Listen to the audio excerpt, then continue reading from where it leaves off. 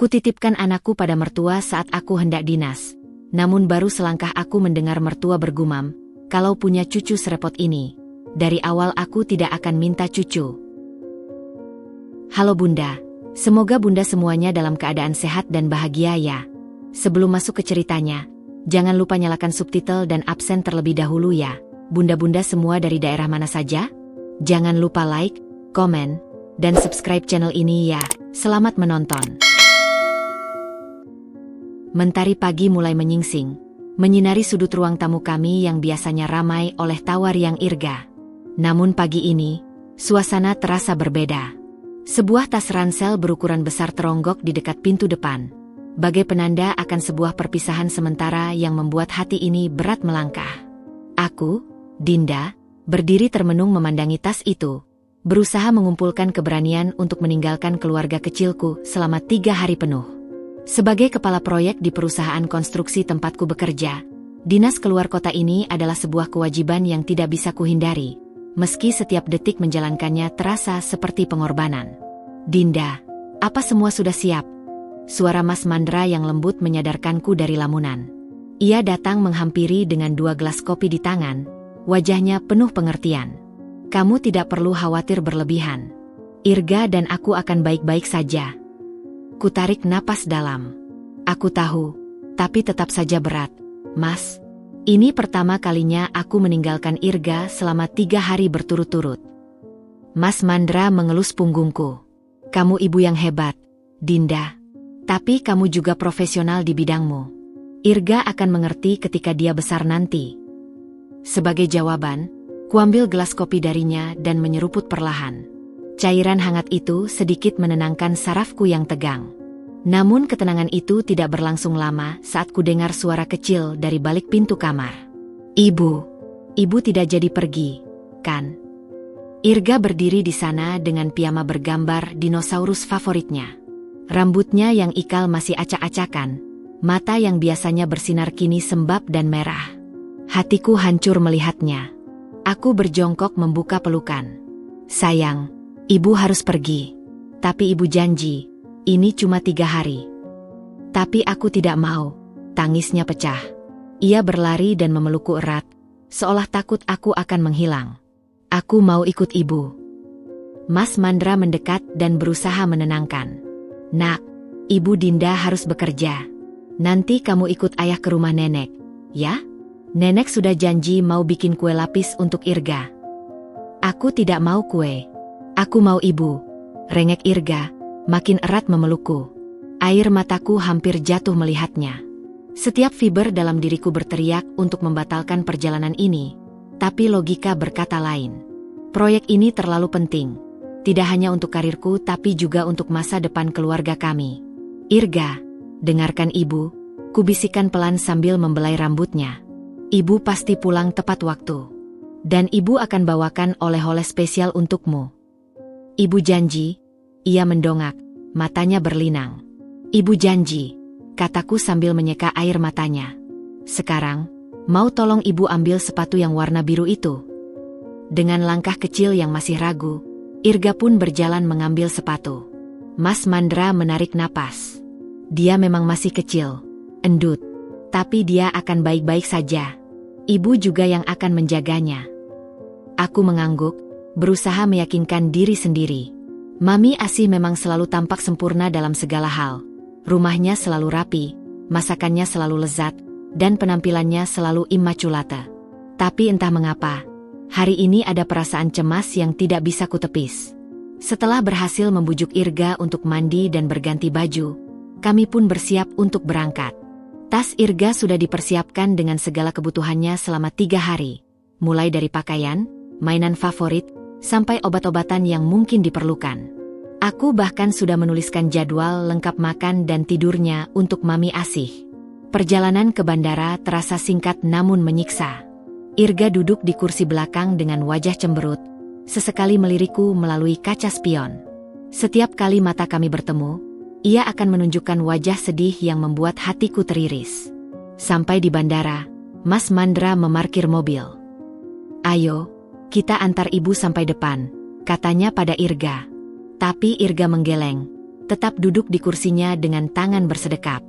Aku tidak mau lihat ibu pergi. Aku membuka pintu mobil dan memeluknya sekali lagi. Ibu sayang kamu, nak. Ibu akan telepon setiap malam. Ibu jangan lupa, bisiknya pelan. Dengan berat hati, aku akhirnya keluar dari mobil. Langkahku terasa bagai dijejali batu. Saat menoleh untuk terakhir kali, kulihat Irga menatapku dengan wajah penuh harap, tangannya melambai kecil. Aku tersenyum getir, berusaha menunjukkan wajah tegar meski dalam hatiku, aku adalah ibu yang hancur karena harus meninggalkan anaknya. Ini untuk masa depan kita, kataku dalam hati. Untuk pendidikanmu nanti, untuk kehidupan yang lebih baik. Tapi mengapa rasanya begitu salah? Mobil berhenti dengan halus di depan rumah Mami Asih yang selalu terawat sempurna. Rumah bergaya minimalis itu berdiri megah dengan taman depan yang ditata rapi. Setiap semak dipangkas dengan presisi, setiap bunga seolah berada di tempat yang telah ditentukan sebelumnya. Pagar putihnya baru saja dicat ulang, membuatnya terlihat hampir seperti rumah contoh yang terlalu sempurna untuk ditinggali.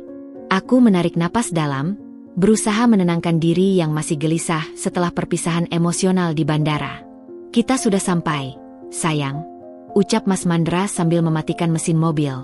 Ia menoleh ke kursi belakang tempat Irga duduk dengan wajah masih cemberut. Lihat, nenek sudah menunggu di teras. Benar saja. Dari balik kaca mobil kulihat Mami Asih sudah berdiri di teras depan dengan postur tegak sempurna. Ia mengenakan kebaya sederhana yang masih terlihat sangat rapi. Rambutnya disanggul rapi tanpa ada satu helai pun yang terlepas. Senyumnya terkembang sempurna, tapi matanya yang tajam seolah langsung memperhatikan setiap detail yang tidak beres.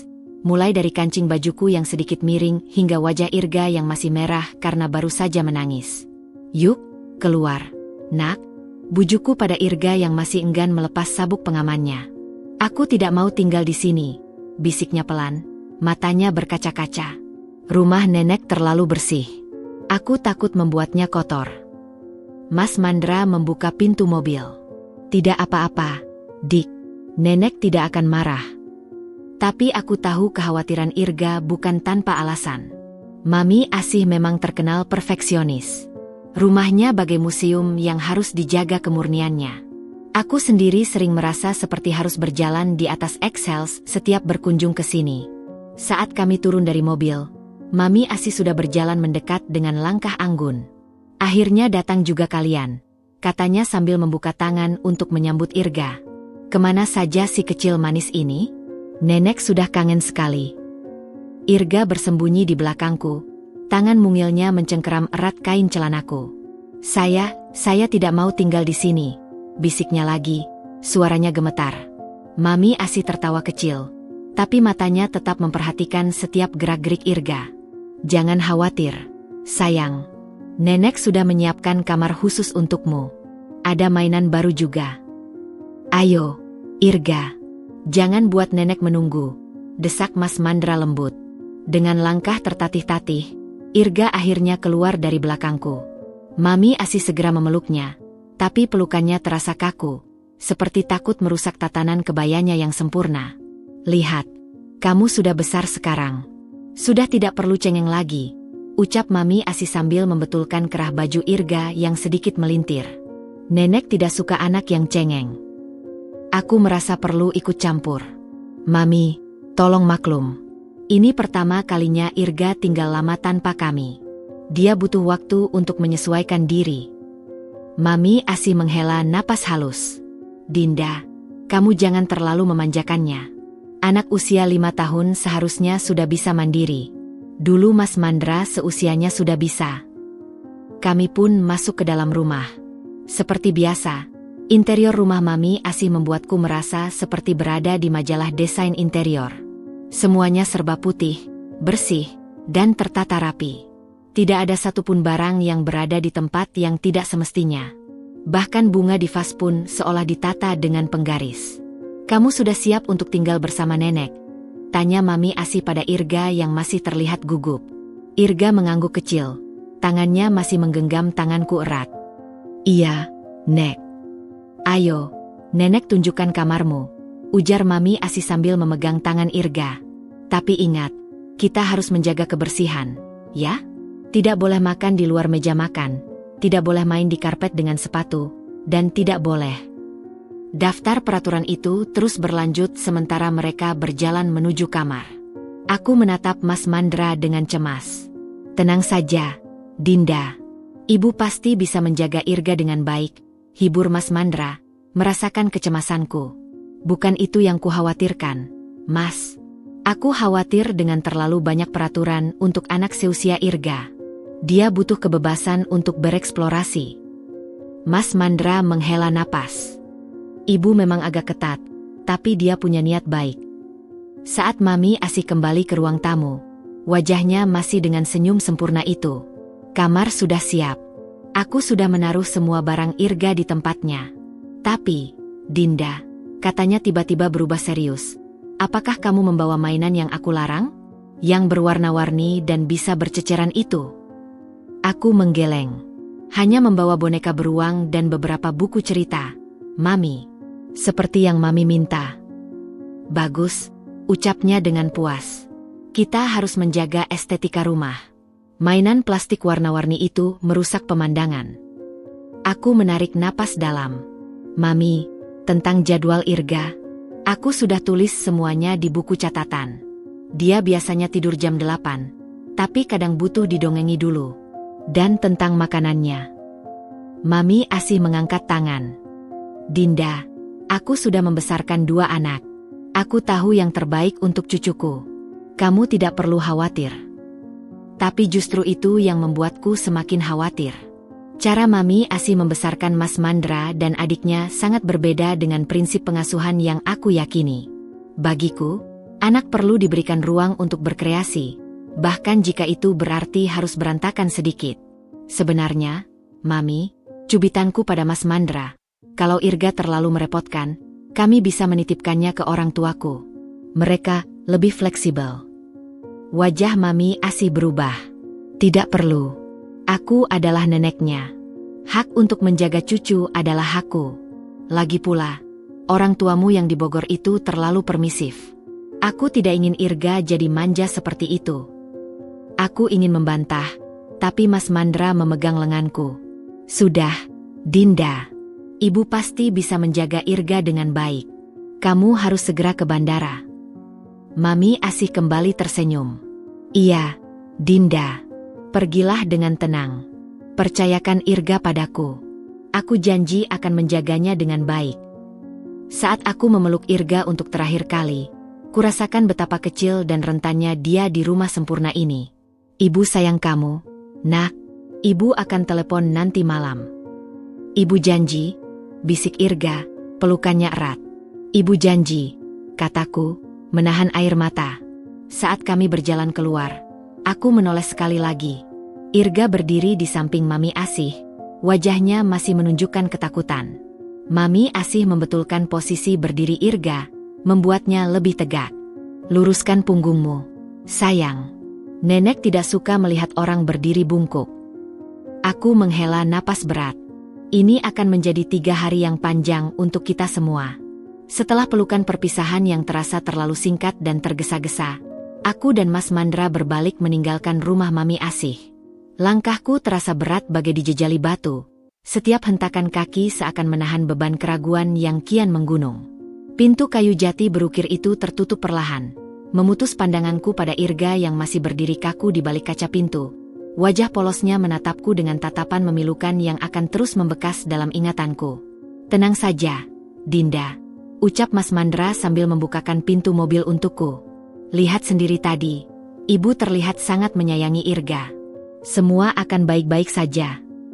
Aku mengangguk lemah, tapi hati kecilku terusik. Aku tahu, Mas. Tapi kau lihat kan bagaimana Irga terlihat begitu tegang? Dia seperti takut melakukan kesalahan sekecil apapun di rumah Mami. Mas Mandra menghidupkan mesin mobil. Ibu memang agak ketat, tapi itu karena beliau menginginkan yang terbaik untuk cucunya. Dulu aku dan adikku juga dibesarkan dengan disiplin yang sama. Sambil membenarkan posisi duduk, mataku masih tertambak pada rumah megah itu melalui kaca spion. Aku mencoba meyakinkan diri sendiri bahwa semua kekhawatiranku tidak beralasan. Mami Asih adalah seorang nenek yang penyayang, meski caranya memang berbeda. Rumahnya mungkin terlalu sempurna untuk seorang anak aktif seperti Irga. Tapi bukankah pengalaman berada di lingkungan yang terstruktur juga baik untuk perkembangannya? Tiba-tiba, jantungku berdebar kencang. "Mas, tunggu," seruku tiba-tiba. "Kacamataku." Kacamata baca yang baru kubeli minggu lalu. Aku tinggalkan di meja makan tadi. Mas Mandra menghela napas. "Dinda, kita sudah hampir terlambat. Pesawatmu take off dalam 2 jam lagi. Apakah tidak bisa dibeli penggantinya?" "Itu kacamata khusus dengan lensa anti silau, Mas. Harganya mahal dan aku sangat membutuhkannya untuk presentasi besok," bantahku sambil sudah membuka pintu mobil. "Aku cepat saja, 5 menit. Tolong ya, Mas." Dengan sedikit enggan, Mas Mandra mematikan mesin mobil. "Cepat ya, endut. Aku tunggu di sini." Aku bergegas kembali ke rumah Mami Asih. Langkahku cepat namun penuh keraguan. Sebenarnya, selain mengambil kacamata, ada keinginan terselubung untuk memastikan sekali lagi bahwa Irga baik-baik saja. Mungkin melihatku kembali akan memberinya sedikit keberanian. Saat mendekati pintu depan, kudapati pintu itu tidak terkunci sepenuhnya. Masih terbuka selebar jari. Aku sudah akan mendorongnya ketika tiba-tiba terdengar suara Mami Asih dari dalam. Suaranya rendah, tidak seperti nada sempurna yang biasa ia gunakan saat berbicara dengan kami. Kali ini, suaranya berat, penuh beban, dan ada getaran kesal yang tak bisa disembunyikan. "Sudah, jangan nangis terus. Nenek tidak suka anak cengeng," hardiknya pada Irga yang kudengar sedang terisak-isak. Aku membeku. Tangan yang sudah akan mengetuk pintu berhenti di tengah jalan. Melalui celah pintu, kulihat Mami Asih berdiri membelakangi pintu, tubuhnya tegang. Irga duduk di kursi tinggi dengan wajah penuh ketakutan. Tapi aku mau ibu." Rengek Irga dengan suara kecil.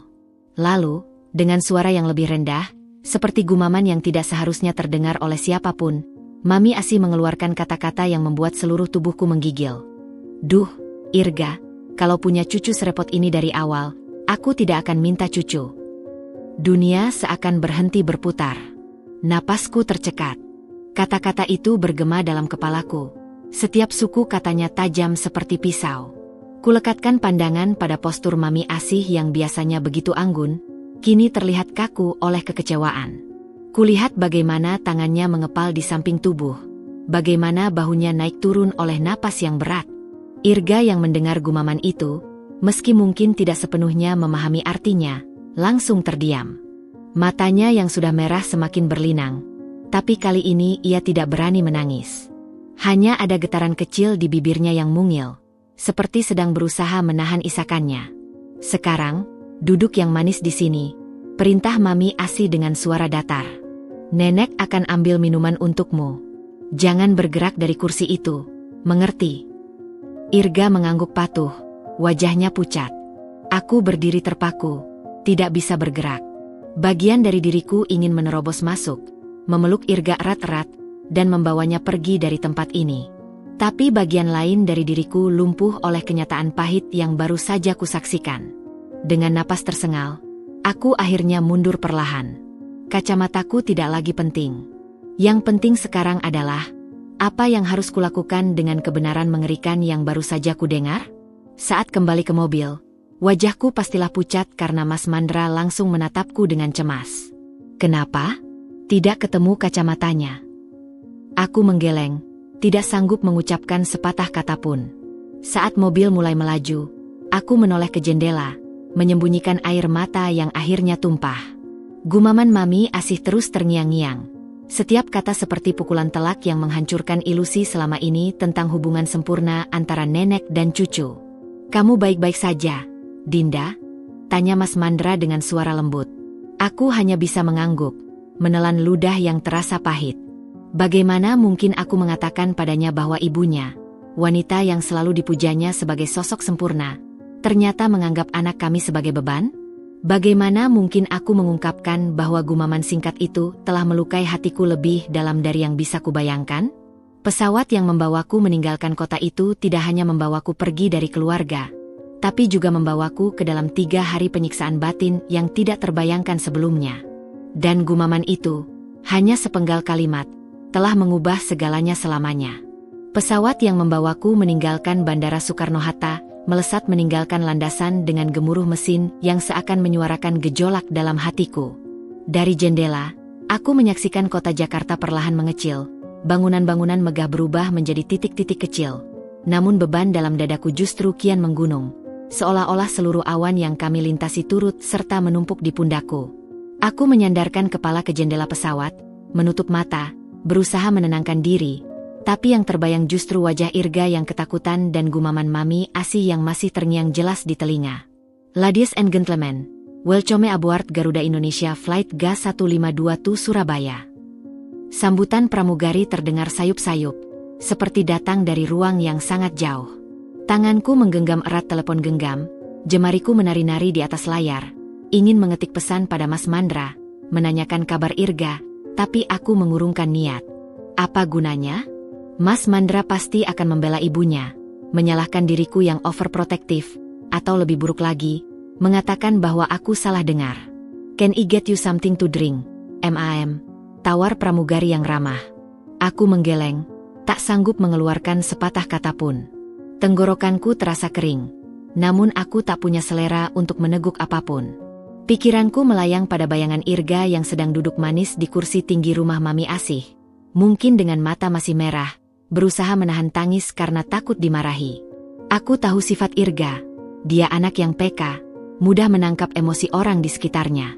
Pasti dia sudah merasakan kekecewaan dan kekesalan yang tersembunyi dalam nada suara Mami Asih. Saat pesawat mencapai ketinggian jelajah, aku tak kuasa lagi menahan diri. Kubuka ponsel dan mulai mengetik pesan untuk Mas Mandra. Sudah sampai rumah? Irga bagaimana? Balasannya datang beberapa menit kemudian. Iya, baru sampai. Irga baik-baik saja.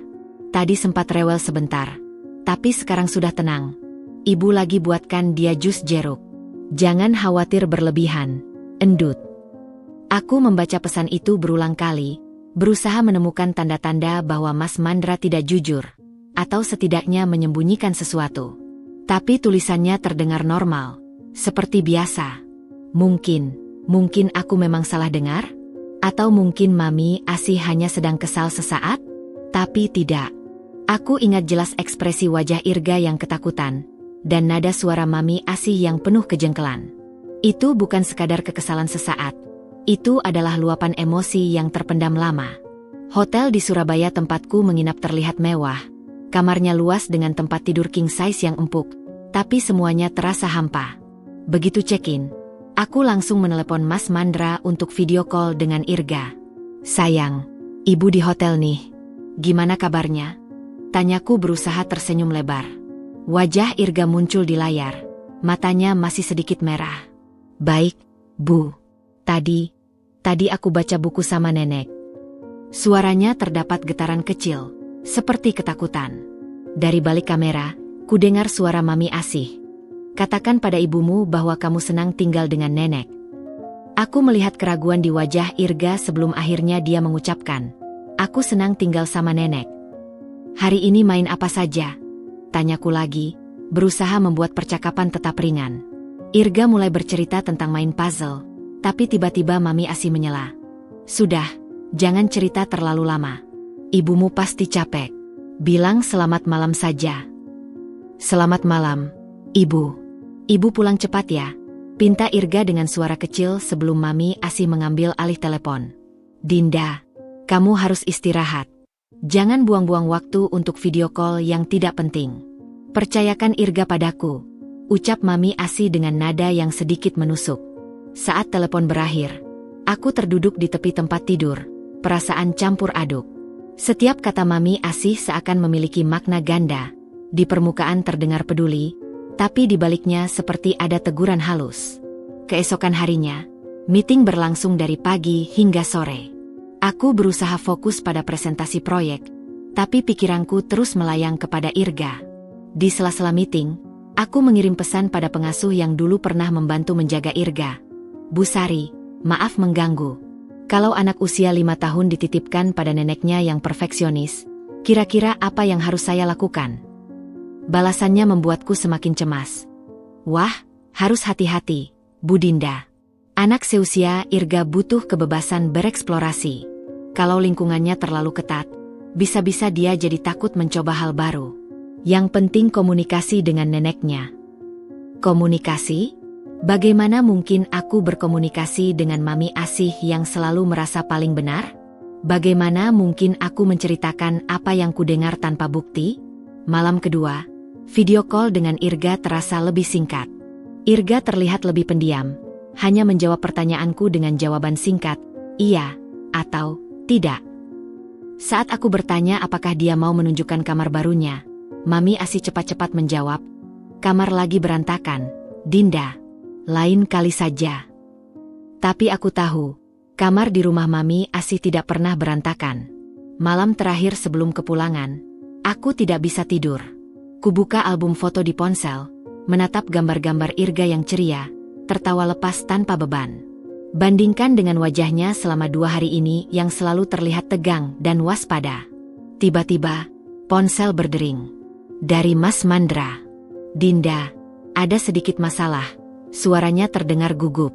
Irga, dia mengompol tadi malam. Itu wajar untuk anak seusianya, apalagi dalam situasi baru. Tapi ibu, agak kesal. Katanya, anak usia 5 tahun seharusnya sudah bisa kontrol kandung kemih. Dia memaksa Irga untuk cuci spraynya sendiri. Apa? Irga disuruh cuci spraynya sendiri? Mas, itu tidak wajar. Aku sudah tegur ibu, tapi kamu tahu bagaimana ibu. Dia bilang ini bagian dari pendidikan disiplin. Di ujung telepon, kudengar suara Irga menangis pelan. Aku minta maaf, Nek, aku tidak sengaja. Lalu suara Mami Asih. Sudah. Jangan cengeng. Nenek usia segini tidak mau lagi urusi ompol anak. Air mataku akhirnya tumpah. Di kamar hotel yang mewah ini, di kota yang asing, aku merasa seperti ibu terburuk di dunia. Aku telah meninggalkan anakku dalam lingkungan yang tidak memahami kebutuhannya. Semua demi karir yang tiba-tiba terasa tidak berarti. Pulang besok jam berapa? Tanya Mas Mandra. Pesawat mendarat jam 10 pagi. Aku akan langsung ke rumah Mami untuk menjemput Irga. Baik, nanti aku jemput di bandara. Tidak, batalku tegas. Aku akan langsung ke rumah Mami. Aku tidak bisa menunggu lebih lama lagi. Saat menutup telepon, aku memandangi langit malam di luar jendela hotel. Bintang-bintang berkelip di kejauhan, tapi tidak ada yang bisa menerangi kegelapan dalam hatiku. 3 hari yang seharusnya menjadi kesempatanku berkembang secara profesional justru berubah menjadi penyiksaan batin yang tak tertahankan. Dan gumaman Mami Asih yang kudengar 3 hari lalu kini terasa seperti ramalan yang sedang perlahan menjadi kenyataan. Pesawat yang membawaku pulang mendarat dengan sedikit sentakan, namun getaran yang kurasakan dalam diriku jauh lebih dahsyat. Setiap detik sejak mendengar kabar tentang Irga yang disuruh mencuci sprei bekas ompolannya sendiri, dadaku terasa sesak oleh amarah dan rasa bersalah yang tak tertahankan. Aku menolak tawaran Mas Mandra untuk menjemputku di bandara, kebutuhan untuk menjemput Irga langsung, untuk memastikan dengan mata kepalaku sendiri bahwa dia baik-baik saja, mengalahkan segala rasa lelah setelah 3 hari dinas yang melelahkan. Endut, tunggu aku di bandara saja. Aku antar kamu ke rumah ibu, pinta Mas Mandra melalui telepon, suaranya terdapat getaran khawatir. Tidak, Mas. Aku sudah pesan taksi online. Aku akan langsung ke rumah Mami, jawabku tegas, sambil berjalan cepat menuju area kedatangan. Aku tidak bisa menunggu lebih lama lagi. Tapi kamu pasti lelah, dan lelahku tidak sebanding dengan apa yang mungkin dialami Irga selama 3 hari ini. Potongku, tidak mampu menyembunyikan getaran emosi dalam suaraku. Aku harus menjemputnya sekarang. Perjalanan dari bandara ke rumah Mami Asih terasa seperti the longest journey dalam hidupku. Kemacetan ibu kota yang biasanya membuatku jengkar, kali ini justru membuatku semakin gelisah. Setiap lampu merah, setiap detik yang terbuang, membuat pikiranku melayang pada bayangan Irga yang ketakutan, berusaha memenuhi standar kesempurnaan yang mustahil dicapai anak seusianya. Sesampainya di rumah Mami Asih, aku hampir berlari menuju pintu depan. Begitu pintu terbuka, wajah Mami Asih yang selalu sempurna itu menyambutku dengan senyuman terkembang. Dinda, pulang sudah? Kenapa tidak mampir dulu ke rumah, mandi dan istirahat dulu? Sapa Mami Asi dengan nada yang sepenuhnya normal, seolah tidak ada yang terjadi. Di mana Irga, Mami? Tanyaku, mencoba menjaga sopan santun meski hati sudah tidak sabar. Irga lagi tidur siang di kamar atas. Dia. Tanpa menunggu penjelasan lengkap, aku sudah bergegas menaiki tangga. Di kamar yang dulu adalah kamar Mas Mandra kecil, kudapati Irga tertidur di tempat tidur single. Wajahnya yang biasanya cerah dalam tidur, kini terlihat tegang. Alisnya berkerut, tangannya mengepal erat-erat spray, dan sesekali kedutan kecil mengganggu tidurnya. Dia baru tertidur setengah jam yang lalu, bisik Mami Asi dari belakangku. Semalam dia kurang tidur karena... Aku tahu, Mami, potongku, tidak mampu menahan diri lagi. Aku tahu tentang insiden ompol semalam.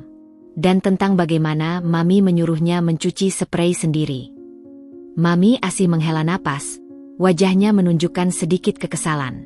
Dinda, itu adalah bagian dari pendidikan. Anak harus belajar bertanggung jawab atas kesalahannya. Dia berusia 5 tahun. Mami, bukan 15. Suaraku mulai meninggi, sebelum aku berusaha menenangkan diri. Maaf, tapi menurutku itu tidak wajar. Saat itu, Irga terbangun. Matanya yang masih berkabut tidur langsung berbinar melihatku. Ibu, serunya, melompat dari tempat tidur dan memelukku erat. Ibu pulang. Pelukannya begitu kuat, seolah takut aku akan menghilang lagi. Aku mendekapnya balik, mencium bau sampo yang familiar dari rambutnya, merasa betapa beratnya 3 hari tanpa dia. Ibu janji tidak akan tinggal lama-lama lagi, bisikku di telinganya. Mami Asi berdiri diambil pintu, wajahnya tidak berkesan. Dinda, jangan buat janji yang tidak bisa kamu tepati pada anak. Itu tidak baik untuk perkembangannya. Aku menghela napas dalam, berusaha menahan amarah yang bergolak. Mami, boleh aku dan Irga bicara sebentar? Dengan anggukan singkat yang agak kaku, Mami Asi meninggalkan kamar. Aku segera memeriksa Irga dari ujung kepala hingga ujung kaki. Sayang, cerita sama ibu. Gimana 3 hari ini? Irga menunduk, jari mungilnya memainkan ujung bajuku. Baik, Bu. Tapi nenek marah kalau aku buat berantakan. Aku tidak boleh main lari-lari, tidak boleh pegang ini, tidak boleh sentuh itu. Suaranya semakin lirih. Aku takut buat salah, Ibu. Dada sesak, persis yang kukhawatirkan. Sejak hari itu, segalanya berubah drastis dalam cara kami berinteraksi dengan Mami Asih. Aku mulai dengan hal-hal kecil, tidak lagi menitipkan Irga untuk waktu lama, bahkan untuk keperluan mendesak sekalipun. Mandra, kamu bisa jaga Irga tidak besok? Aku ada meeting dadakan, tanyaku suatu sore. Bisa saja, tapi kenapa tidak titip ke ibu saja? Rumah ibu lebih dekat, jawab Mas Mandra. Aku lebih tenang kalau Irga bersama kamu, jawabku singkat, menghindari penjelasan lebih lanjut. Pertemuan keluarga yang biasanya rutin kami adakan di rumah Mami Asi setiap akhir pekan, kini kubicarakan dengan Mas Mandra untuk mengurangi frekuensinya. Kenapa akhir-akhir ini kita jarang ke rumah ibu? Tanya Mas Mandra suatu Sabtu pagi. Ibu tadi telepon, menanyakan kabar kita. Aku ada rencana jalan-jalan dengan Irga ke taman, jawabku, yang memang benar adanya. Kita butuh quality time berdua setelah aku sering dinas akhir-akhir ini. Alasan-alasan itu terus berulang, dan Mas Mandra mulai menangkap bahwa ada sesuatu yang tidak beres. Dinda, apa terjadi sesuatu antara kamu dan ibu? Tanyanya langsung suatu malam. Aku perhatikan sejak kamu pulang dari dinas Surabaya, kamu seperti menghindari ibu. Aku menarik napas dalam. Bagaimana menjelaskan tanpa terdengar seperti menuduh? Bagaimana mengungkapkan luka yang disebabkan oleh sepenggal gumaman, yang bagi orang lain mungkin terdengar sepele? Tidak terjadi apa-apa, Mas. Hanya, aku merasa Mami dan aku punya perbedaan prinsip dalam mengasuh Irga. Aku rasa lebih baik kita mengurangi intensitas agar tidak terjadi konflik. Tapi penghindaranku mencapai puncak ketika Mami Asih mengajak Irga menginap di akhir pekan. Untuk memperbaiki hubungan, katanya. Maaf, Mami. Akhir pekan ini kami sudah ada rencana keluarga ke kebun binatang. Jawabku melalui telepon, berusaha membuat suara terdengar normal. Boleh kok Irga ikut aku saja. Kamu dan Mandra bisa pergi berdua, usul Mami Asih. Terima kasih, tapi tidak usah. Kami ingin menghabiskan waktu bersama sebagai keluarga kecil kami. Diam sejenak di ujung telepon. Dinda, apa kamu marah pada ibu? Kamu seperti menjaga jarak akhir-akhir ini. Apa ada alasan untukku marah, Mami? Tanyaku balik, tidak bisa menahan diri. Tidak, tentu tidak. Jawab Mami Asih cepat, tapi ada getaran tidak pasti dalam suaranya. Baiklah, kalau begitu, lain kali saja. Saat menutup telepon, aku merasa campur aduk. Leg karena berhasil melindungi Irga, tapi juga sedih karena hubungan yang dulu cukup harmonis kini retak oleh ketidakpercayaan. Setiap pertemuan dengan Mami Asih kini terasa formal dan penuh jarak. Senyumannya yang dulu hangat, kini terasa seperti topeng kesempurnaan yang harus dipertahankan. Setiap percakapan terasa seperti tarian halus di atas Excels, di mana aku harus terus waspada untuk melindungi Irga tanpa terlihat jelas bahwa aku tidak mempercayainya lagi. Dan yang paling menyedihkan, Irga sendiri mulai bertanya, kenapa kita jarang main ke rumah nenek lagi? Apa nenek marah sama aku? Pertanyaan itu, diucapkan dengan suara kecil penuh keraguan, membuatku sadar bahwa konsekuensi dari perlindunganku ini mungkin juga mempengaruhi hubungan Irga dengan neneknya. Tapi mana yang lebih penting? Melindunginya dari lingkungan yang tidak memahami kebutuhannya, atau mempertahankan hubungan yang mungkin beracun baginya? Dalam kebingungan ini, satu hal yang pasti, gumaman Mami Asih di hari pertama penitipan itu telah mengubah segalanya, dan tidak ada yang akan pernah kembali seperti semula. 2 minggu telah berlalu sejak kepulanganku dari dinas Surabaya, dan ketegangan antara kami dengan Mami Asih semakin terasa bagai kabut tebal yang menyelimuti hubungan keluarga. Setiap telepon dari beliau ku jawab dengan singkat, setiap undangan makan malam ku cari alasan untuk menolak, dan setiap kali bertemu di acara keluarga, aku memastikan Irga selalu berada dalam jangkauanku. Perubahan ini tidak luput dari perhatian Mas Mandra yang semakin sering mengamati dengan tatapan cemas. Suatu Sabtu sore, saat aku dan Irga asyik membuat kue bersama di dapur, bel pintu berbunyi. Melalui jendela, kulihat mobil Mami Asih terparkir di depan. Jantungku berdebar kencang. Irga yang melihat ekspresiku langsung bertanya dengan suara bergetar, "Nenek datang?" Aku harus bersembunyi. Pertanyaannya yang polos namun penuh ketakutan itu membuat dadaku sesak. Tidak perlu bersembunyi, sayang. Ibu di sini, kataku sambil membersihkan tangan dan berjalan ke pintu. Mas Mandra sudah lebih dulu membukakan pintu.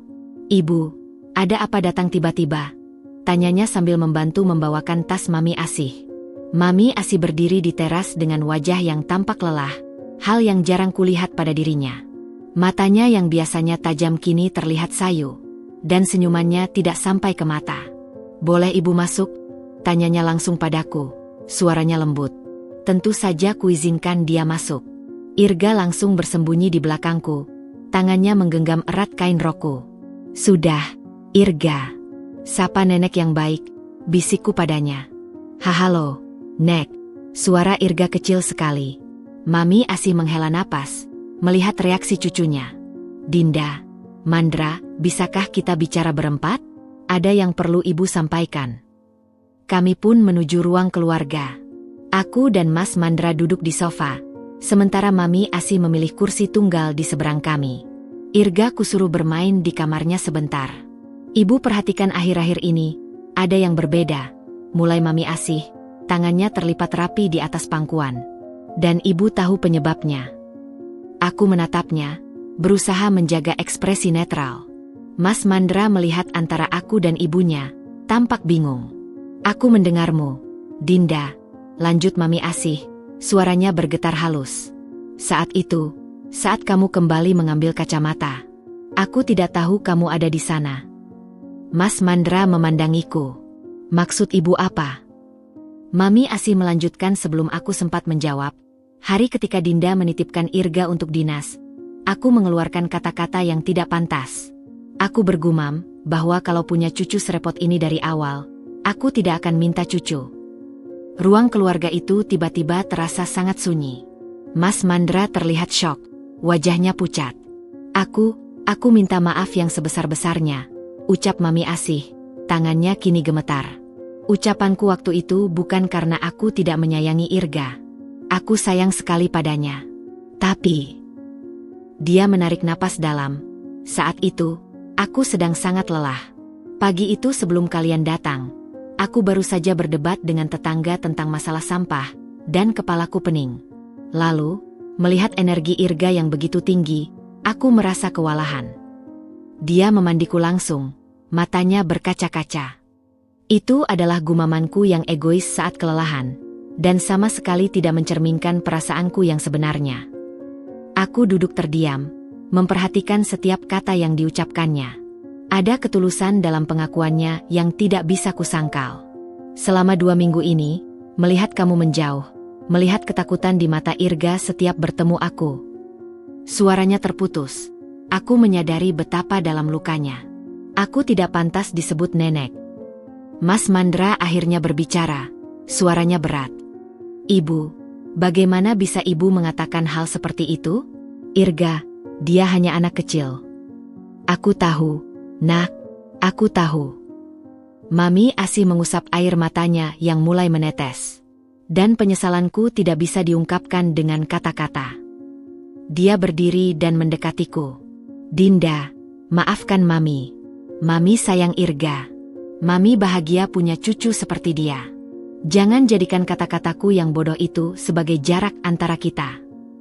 Aku melihat ke bawah, berusaha mengumpulkan keberanian untuk merespons. Permintaan maafnya tulus, itu yang kurasakan. Tapi luka di hatiku masih segar, dan bayangan ketakutan Irga masih jelas dalam ingatanku. Mami, akhirnya kuucapkan, aku menerima permintaan maaf Mami. Tapi, aku menarik napas, memaafkan itu satu hal, mempercayai lagi adalah hal lain. Butuh waktu bagiku untuk bisa mempercayai Mami lagi dengan Irga. Mami Asih mengangguk, wajahnya menunjukkan penerimaan meski dengan sedih. Aku mengerti. Aku tidak berharap kamu langsung percaya. Tapi izinkan aku memperbaiki kesalahan ini. Dari balik pintu, Irga mengintip dengan wajah penasaran. Mami Asih melihatnya dan membuka tangan. Irga, nenek minta maaf ya sudah membuatmu takut. Irga melirikku, mencari persetujuan. Saat kuanggukan kepala, dia perlahan mendekat. Nenek sayang sama Irga, bisik Mami Asih sambil memeluknya. Kali ini pelukannya terasa hangat dan tulus, tidak kaku seperti dulu. Nenek janji tidak akan membuatmu takut lagi. Janji? Tanya Irga dengan suara kecil. Janji, sayang. Mas Mandra mendekat dan memeluk kami semua. Mari kita mulai lagi dari sini. Sebagai keluarga. Aku tersenyum tipis, merasakan sedikit kelegaan. Tapi dalam hatiku, aku tahu bahwa meski permintaan maaf telah diucapkan, proses untuk benar-benar memaafkan dan mempercayai lagi akan membutuhkan waktu yang tidak sebentar. Dan untuk sekarang, itu sudah cukup. Cukup untuk mulai menyembuhkan luka, cukup untuk memberikan kesempatan kedua, dan cukup untuk berharap bahwa hubungan kami sebagai keluarga bisa menjadi lebih baik dari sebelumnya. Permintaan maaf Mami Asih di ruang keluarga kami minggu lalu bagai membuka pintu baru dalam hubungan kami. Namun rasanya masih seperti berjalan di atas kaca, hati-hati dan penuh kewaspadaan. Aku mulai menerima teleponnya lagi, mengizinkan kunjungan singkat, tapi Irga masih belum kutinggal sendirian bersamanya. Kepercayaan yang rusak butuh waktu untuk diperbaiki, dan aku memutuskan untuk tidak terburu-buru. Hari Selasa pagi, telepon berdering. Dari layar ponsel, tertampak foto Mami Asih. Jantungku berdebar. Ini pertama kalinya beliau menelepon sejak permintaan maafnya. Dinda, suaranya terdengar lemah, berbeda dari nada bicaranya yang biasanya tegas dan penuh wibawa. Ibu tidak enak badan. Apa yang terjadi, Mami? Tanyaku, segera waspada. Dokter bilang ibu mengalami kelelahan berat. Tekanan darah turun drastis, dan ibu harus istirahat total selama beberapa hari. Suaranya terputus-putus. Mandra sedang meeting di luar kota, dan ibu tidak tahu harus minta tolong siapa. Dalam hati, ada konflik. Di satu sisi, dia adalah mertuaku yang sedang membutuhkan. Di sisi lain, ingatan akan gumamannya dan ketakutan Irga masih segar. Di mana Mami sekarang? Tanyaku akhirnya. Di rumah. Dokter sudah datang tadi pagi, memberikan obat dan infus. Tapi ibu tidak bisa melakukan apapun sendiri. Aku akan datang, Mami. Tunggu sebentar. Setelah menitipkan Irga pada tetangga yang baik hati, karena belum siap membawa Irga ke rumah Mami Asih, aku segera berangkat. Rumah megah yang biasanya tampak sempurna itu kini terasa sunyi dan suram ketika aku tiba. Mami Asih terbaring lemah di tempat tidur mezzaninenya. Wajahnya yang biasanya tampak 10 tahun lebih muda dari usia sebenarnya, kini terlihat pucat dan keriput. Infus tergantung di sisi tempat tidur, dan ruangan yang biasanya wangi kini berbau obat-obatan. Dinda, bisiknya ketika melihatku masuk. Terima kasih sudah datang. Apa yang bisa kubantu, Mami? Tanyaku, meletakkan tas dan jaket. Dokter bilang ibu harus makan, tapi ibu tidak punya tenaga untuk masak. Dia menarik napas dalam. Dan rumah, lihatlah, berantakan. Aku melirik sekeliling. Memang, ada sedikit debu di beberapa perabot, beberapa vas bunga tidak ditata dengan sempurna seperti biasanya, dan ada tumpukan koran di meja tamu. Bagi standar orang normal, rumah ini masih sangat rapi. Tapi bagi Mami Asih, ini sudah seperti kekacauan total. Saat aku membantu membersihkan dan menyiapkan makanan, Mami Asih mengamati dari tempat tidurnya. Matanya yang biasanya tajam kini redup. Dinda, panggilnya lemah saat aku menyuapinya bubur. Ibu berpikir mungkin ini karma. Aku berhenti sejenak, sendok masih di tangan. Karma, Mami. Karena ucapan ibu yang tidak pantas pada Irga. Air mata menggenang di matanya. Ibu ingat kata-katamu, bahwa memaafkan itu satu hal, mempercayai lagi adalah hal lain. Sekarang ibu mengalaminya sendiri. Ibu harus mempercayai kamu untuk merawat ibu dalam keadaan tidak berdaya begini. Aku terdiam, menyuapinya lagi. Kata-katanya menyentuh sesuatu dalam diriku. Selama 3 hari ini, lanjut Mami Asih dengan suara bergetar. Ibu merasakan bagaimana tidak berdayanya menjadi seseorang yang harus bergantung pada orang lain. Seperti Irga yang harus bergantung pada kita, orang dewasa. Tapi Mami sakit, sedang Irga sehat dan aktif. Itu berbeda, sahutku lembut. Prinsipnya sama, Dinda. Ketidakberdayaan. Dia memandiku. Ibu selalu membanggakan kemandirian dan kesempurnaan. Tapi sekarang, terbaring di sini, ibu menyadari bahwa tidak ada yang sempurna di dunia ini. Bahkan ibu sendiri. Malam itu, setelah memastikan Mami Asih tertidur, aku menelepon Mas Mandra. Ibu sedang sakit berat, laporku. Dokter bilang kelelahan akut. Aku sedang di sini menjaganya. Astaga, desis Mas Mandra. Aku akan pulang sekarang juga. Tidak perlu buru-buru. Meeting MU kan penting. Ibu sudah minum obat dan sedang tidur. Aku bisa jaga dia. Dinda, terima kasih. Suara Mas Mandra terdengar haru. Setelah apa yang terjadi, kamu masih mau menjaganya. Dia adalah mertuaku, Mas. Dan dia sedang membutuhkan bantuan. Saat menutup telepon, aku duduk di samping tempat tidur Mami Asih. Dalam tidurnya, wajahnya terlihat lebih lembut, lebih manusiawi. Tidak seperti sosok sempurna yang selama ini ditampilkannya. Keesokan harinya, kondisinya sedikit membaik. Saat aku membantu membersihkan kamarnya, dia berkata, "Dulu, waktu Mas Mandra kecil, ibu juga pernah mengalami kelelahan seperti ini. Tapi ibu tidak punya pilihan.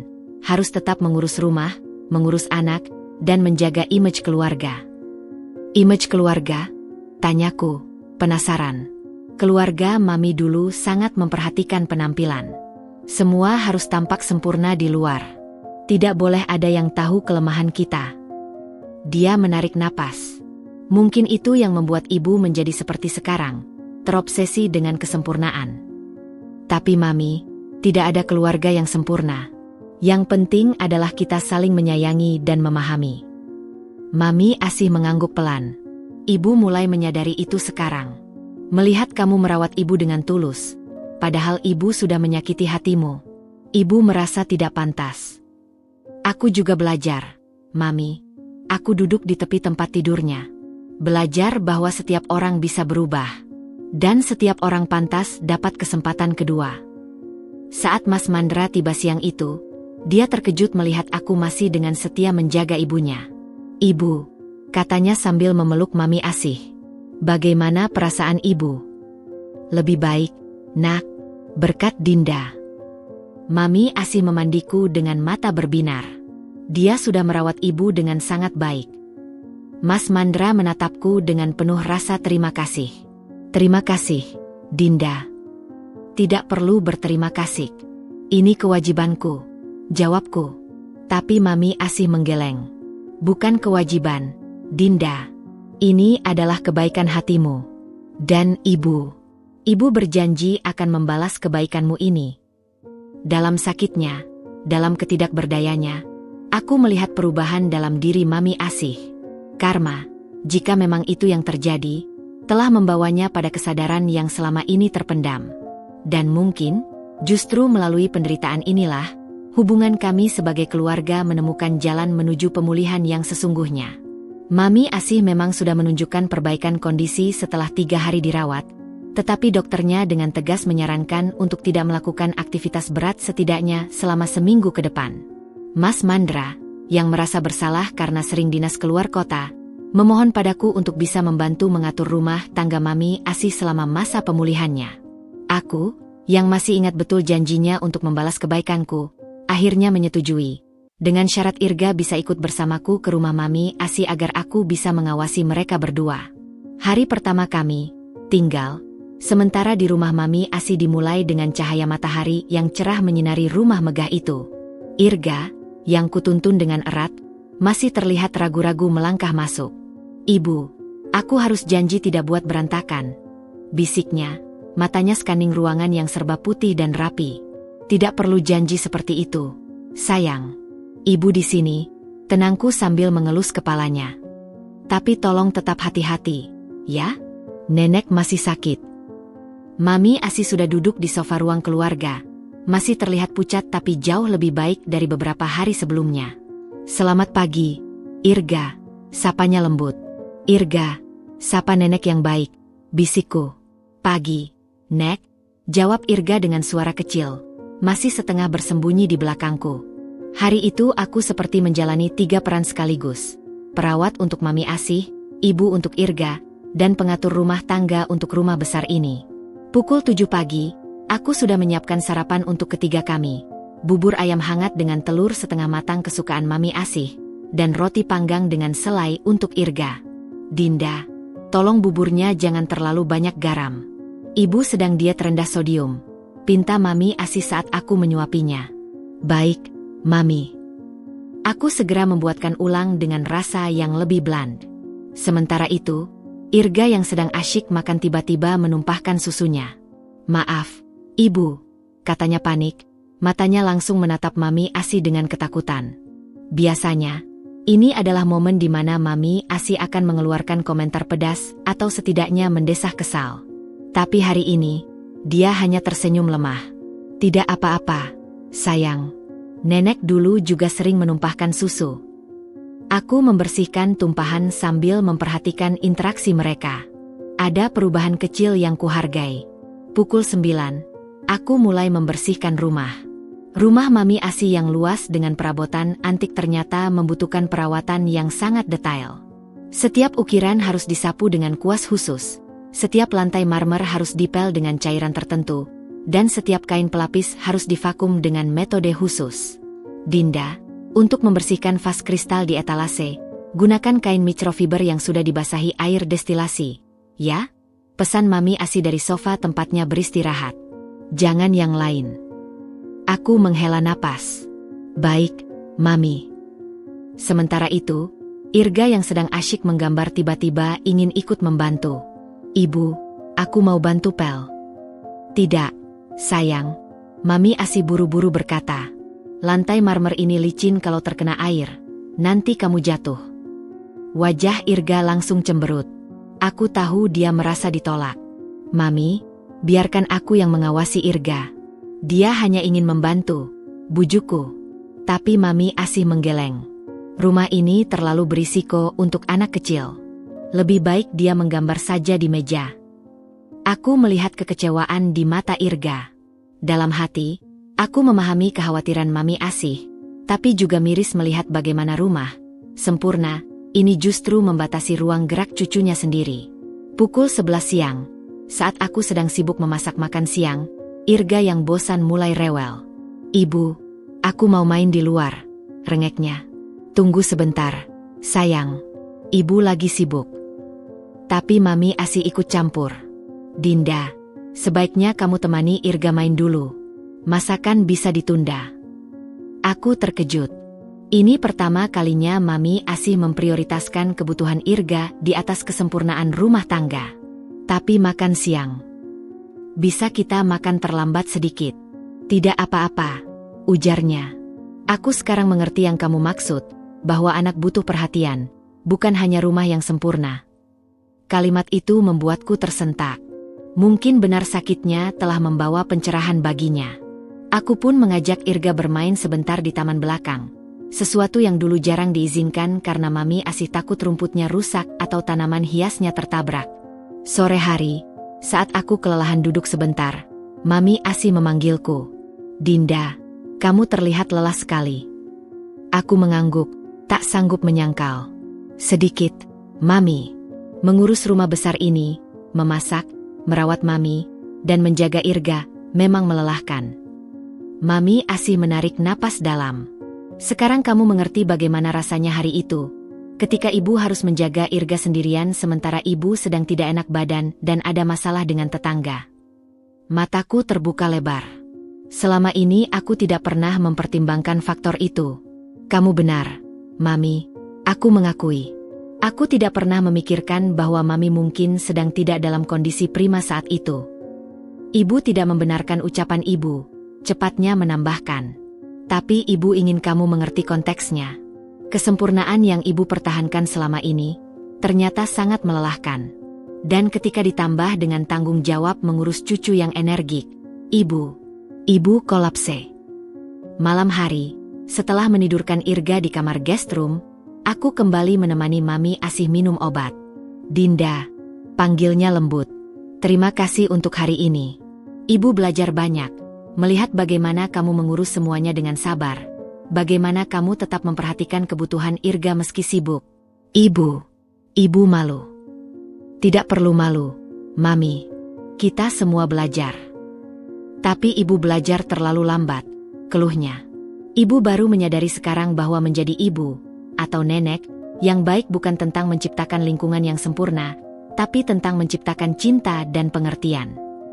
Hari pertama sebagai pengurus rumah tangga, Mami Asih memang melelahkan secara fisik, tapi secara emosional, hari ini memberiku pemahaman baru.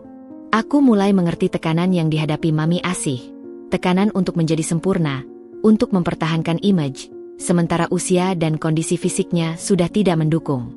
Dan mungkin justru dalam kelelahan dan ketidaksempurnaan inilah, kami akhirnya menemukan jalan untuk saling memahami sebagai keluarga. Sebuah pelajaran berharga yang tidak akan kami dapatkan dalam kondisi normal. Minggu pertama sebagai perawat dan pengatur rumah tangga Mami Asih telah berlalu dengan pelan namun penuh pelajaran. Kondisi Mami Asih semakin membaik, dan hubungan antara kami bertiga, aku, Irga, dan Mami Asih, mulai menemukan ritme baru yang lebih hangat. Namun, beban mengurus rumah besar dengan standar kesempurnaan tinggi Mami Asih mulai terasa di pundakku. Hari ini, hari ke-8, Mami Asih memintaku untuk membersihkan kamar pribadinya. Sesuatu yang selama ini selalu dilakukannya sendiri. "Kamar ibu perlu dibersihkan, Dinda," ujar Mami Asih pagi itu saat kami sarapan. "Biasanya ibu tidak mengizinkan siapapun masuk, tapi dalam kondisi ibu sekarang." "Tentu, Mami. Ada instruksi khusus?" tanyaku sambil menyuapi Irga yang sedang asyik dengan buburnya. Mami Asih menghela napas. "Hampir semuanya ada aturannya.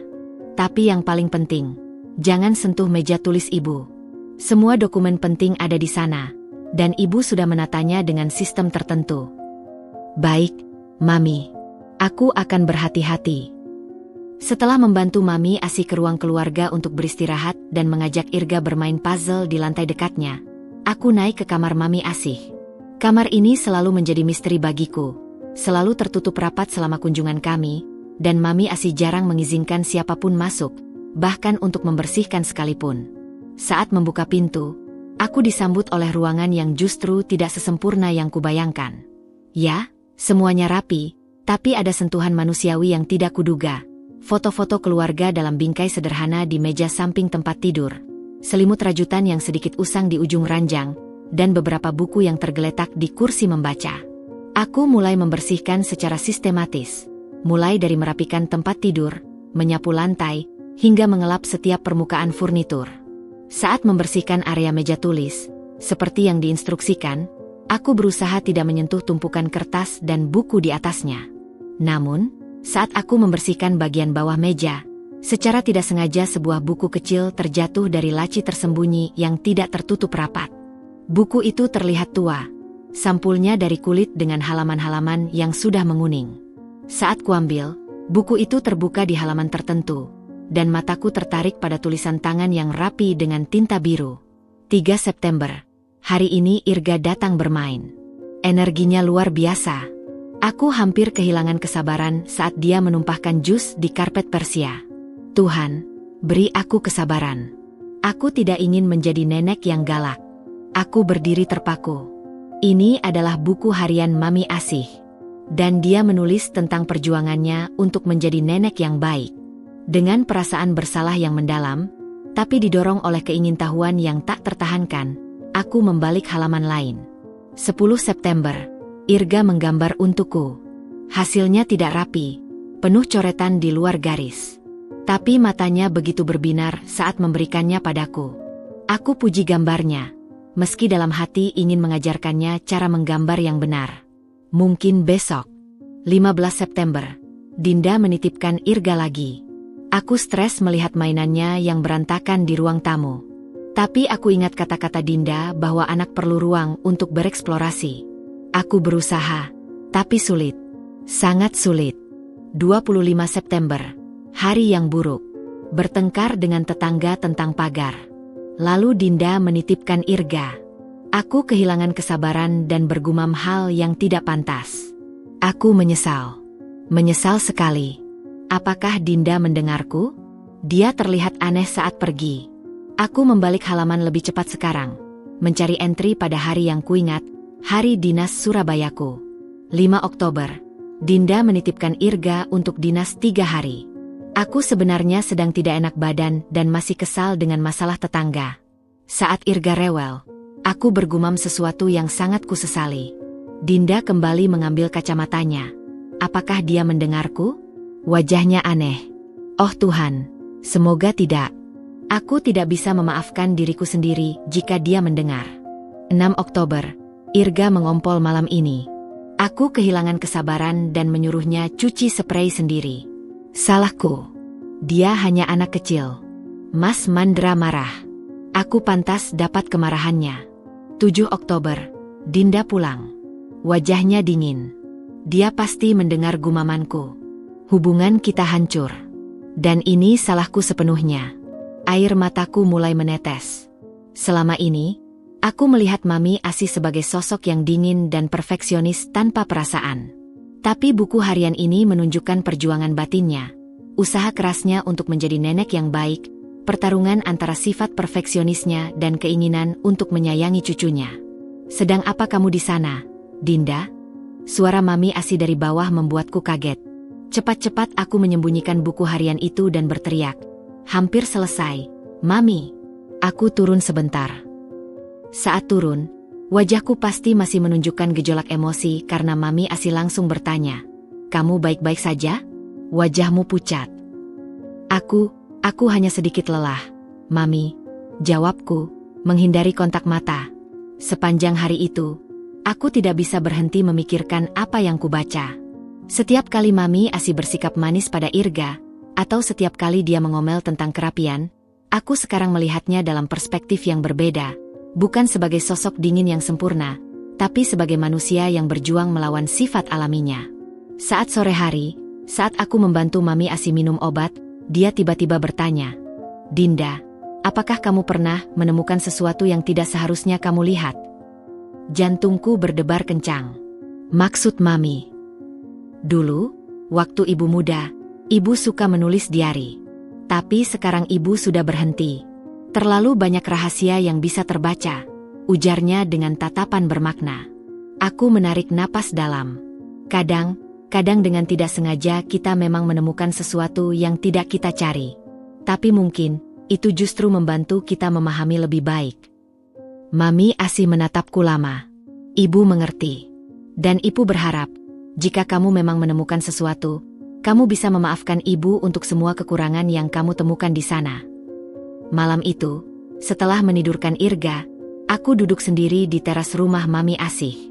Bintang-bintang bertaburan di langit, tapi pikiranku masih pada buku harian itu. Aku sekarang mengerti bahwa Mami Asih bukanlah monster yang kuduga selama ini.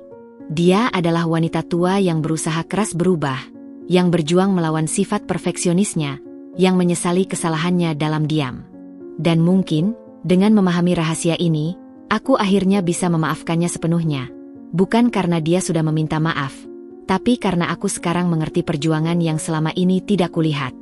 Masa pemulihan Mami Asih akhirnya berakhir setelah 10 hari.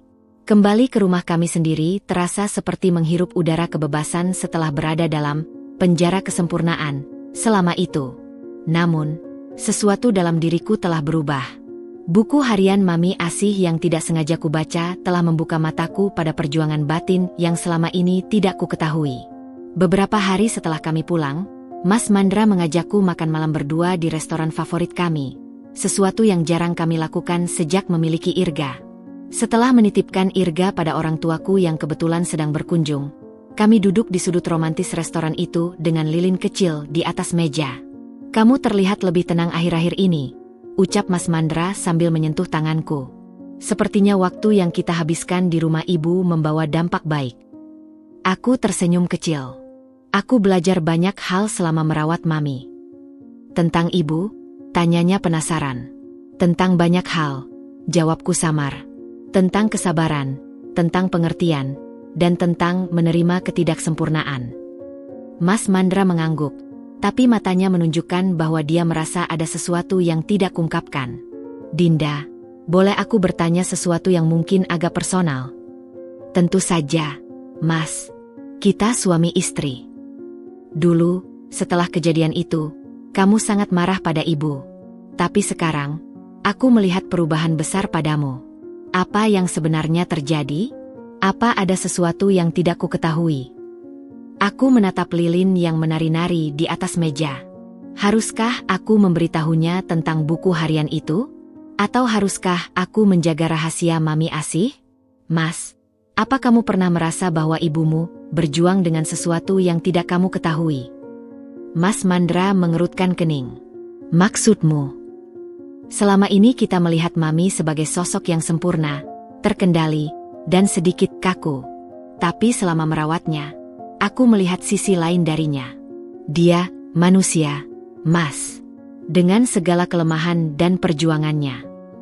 "Tentu saja ibu manusia," jawab Mas Mandra sedikit bingung. "Tapi aku tidak mengerti apa hubungannya dengan perubahan sikapmu." Aku menarik napas dalam.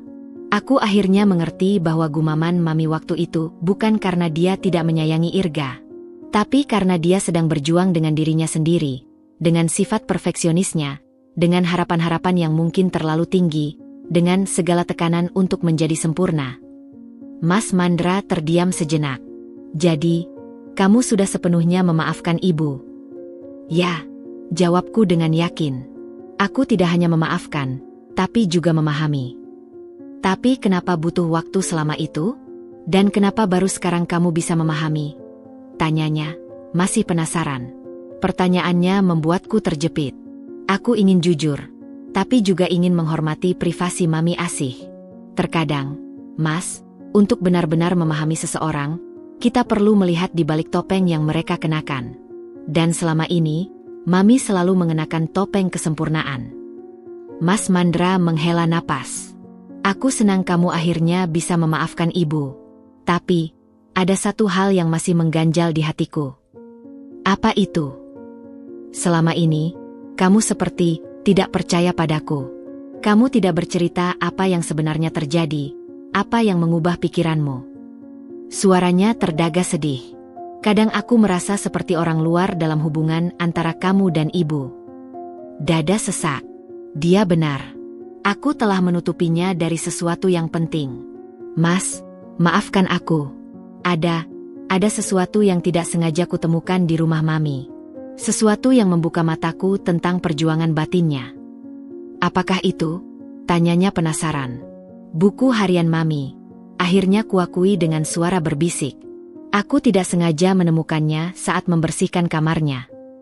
Wajah Mas Mandra berubah. Kamu membaca buku harian ibu. Aku tidak bermaksud. Buku itu terjatuh dan terbuka. Dan aku tidak bisa tidak membaca beberapa bagian. Dinda, itu privasi ibu. Suaranya meninggi, membuat beberapa pengunjung restoran menengok ke arah kami. Aku tahu. Dan aku menyesal. Tapi Mas, di buku itu, Mami menulis tentang perjuangannya. Tentang bagaimana dia berusaha keras untuk menjadi nenek yang baik. Tentang penyesalannya atas gumaman itu. Tentang usahanya untuk mengendalikan sifat perfeksionisnya. Apapun isinya, itu bukan alasan untuk melanggar privasinya. Hardik Mas Mandra, wajahnya memerah. Aku tidak menyangka kamu akan melakukan hal seperti itu. Tunggu, Mas. Tidak. Selama ini aku membelamu ketika ibu bersikap tidak wajar. Aku memahami kemarahanmu, kekhawatiranmu. Tapi sekarang, kamu melanggar batas yang seharusnya tidak dilanggar. Aku terdiam, menahan air mata yang sudah siap tumpah. Dia benar. Aku telah melakukan kesalahan. Mas, aku minta maaf. Aku tahu itu salah. Tapi tolong pahami, dengan tidak sengaja membaca buku harian itulah aku akhirnya bisa benar-benar memaafkan Mami. Aku melihat perjuangannya, penyesalannya. Dan kenapa kamu tidak bisa percaya padaku? Kenapa tidak bisa bercerita padaku dari awal? Suaranya masih penuh amarah yang tertahan. Karena aku takut kamu akan marah seperti sekarang. Dan aku ingin menghormati rahasia Mami. Mas Mandra menggeleng, wajahnya menunjukkan kekecewaan yang dalam. Kita adalah suami istri, Dinda. Seharusnya tidak ada rahasia. Terutama tentang keluargaku sendiri. Dia berdiri dan melempar serbet ke atas meja. Aku butuh udara. Maaf. Aku ditinggalkan sendirian di restoran, dengan perasaan campur aduk, bersalah karena melanggar privasi Mami Asih, sedih karena mengecewakan Mas Mandra, tapi juga lega karena akhirnya rahasia itu terbongkar. Saat pulang ke rumah, kami berada dalam keheningan yang tegang. Irga yang sudah ditidurkan orang tuaku tidak tahu bahwa malam ini, orang tuanya sedang mengalami ujian dalam pernikahan mereka. Di kamar, Mas Mandra akhirnya berbicara lagi. Aku kecewa, Dinda. Sangat kecewa. Aku juga kecewa pada diriku sendiri, jawabku lembut. Tapi tolong pahami, aku tidak bermaksud jahat. Dan pengetahuanku tentang isi buku harian itu justru membuat hubungan kita dengan Mami menjadi lebih baik. Tapi caranya salah. Prinsipnya salah. Desisnya. Bagaimana aku bisa mempercayaimu setelah ini? Kalimat itu menyakitkan. Mas, kita semua melakukan kesalahan. Aku sudah memaafkan Mami untuk kesalahannya yang menyakiti hatiku. Bisakah kamu memaafkan kesalahanku?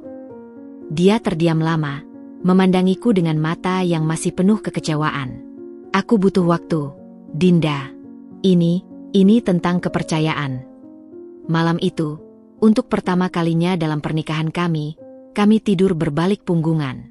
Dan aku menyadari bahwa dalam usaha untuk memahami dan memaafkan mertuaku, aku justru merusak kepercayaan suamiku.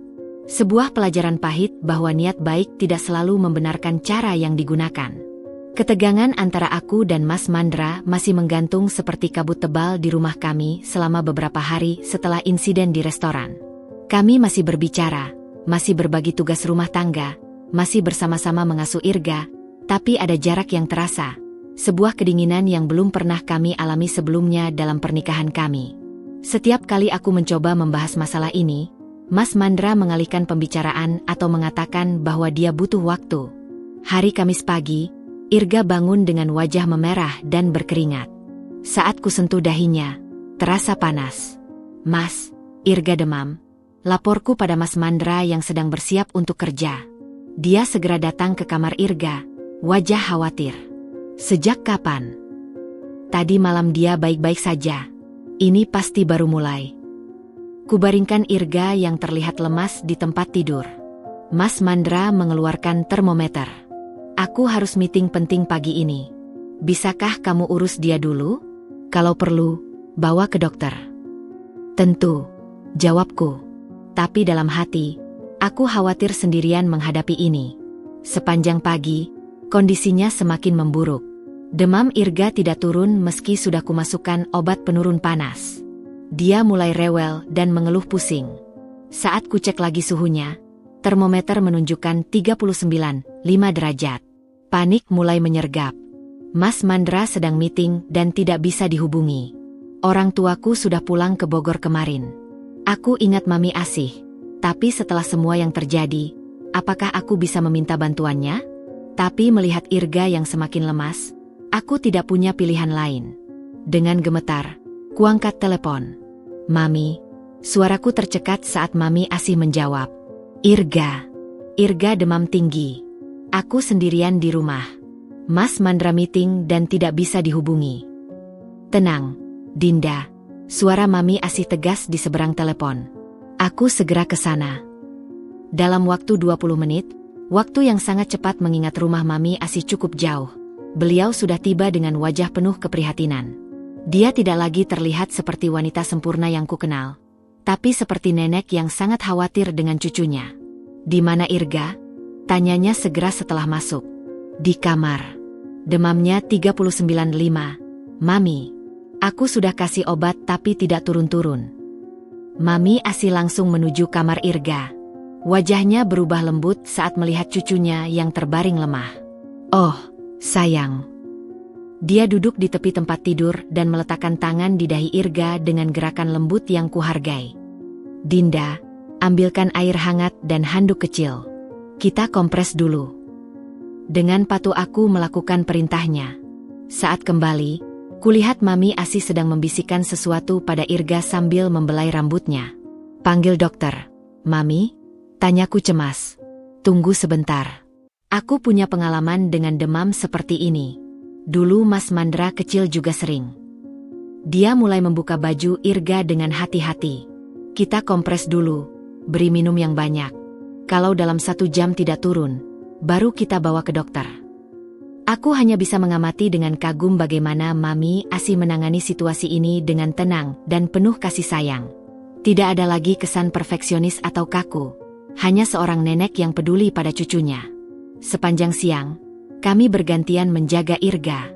Mami Asih menunjukkan teknik-teknik yang tidak ku ketahui, cara mengompres yang benar, titik-titik tubuh yang perlu diberi minyak telon, bahkan nyanyian pengantar tidur yang dulu biasa dinyanyikannya untuk Mas Mandra kecil. Saat Irga akhirnya tertidur, demamnya mulai turun menjadi 38 derajat. Aku menarik napas lega. Terima kasih, Mami. Aku tidak tahu harus berterima kasih bagaimana.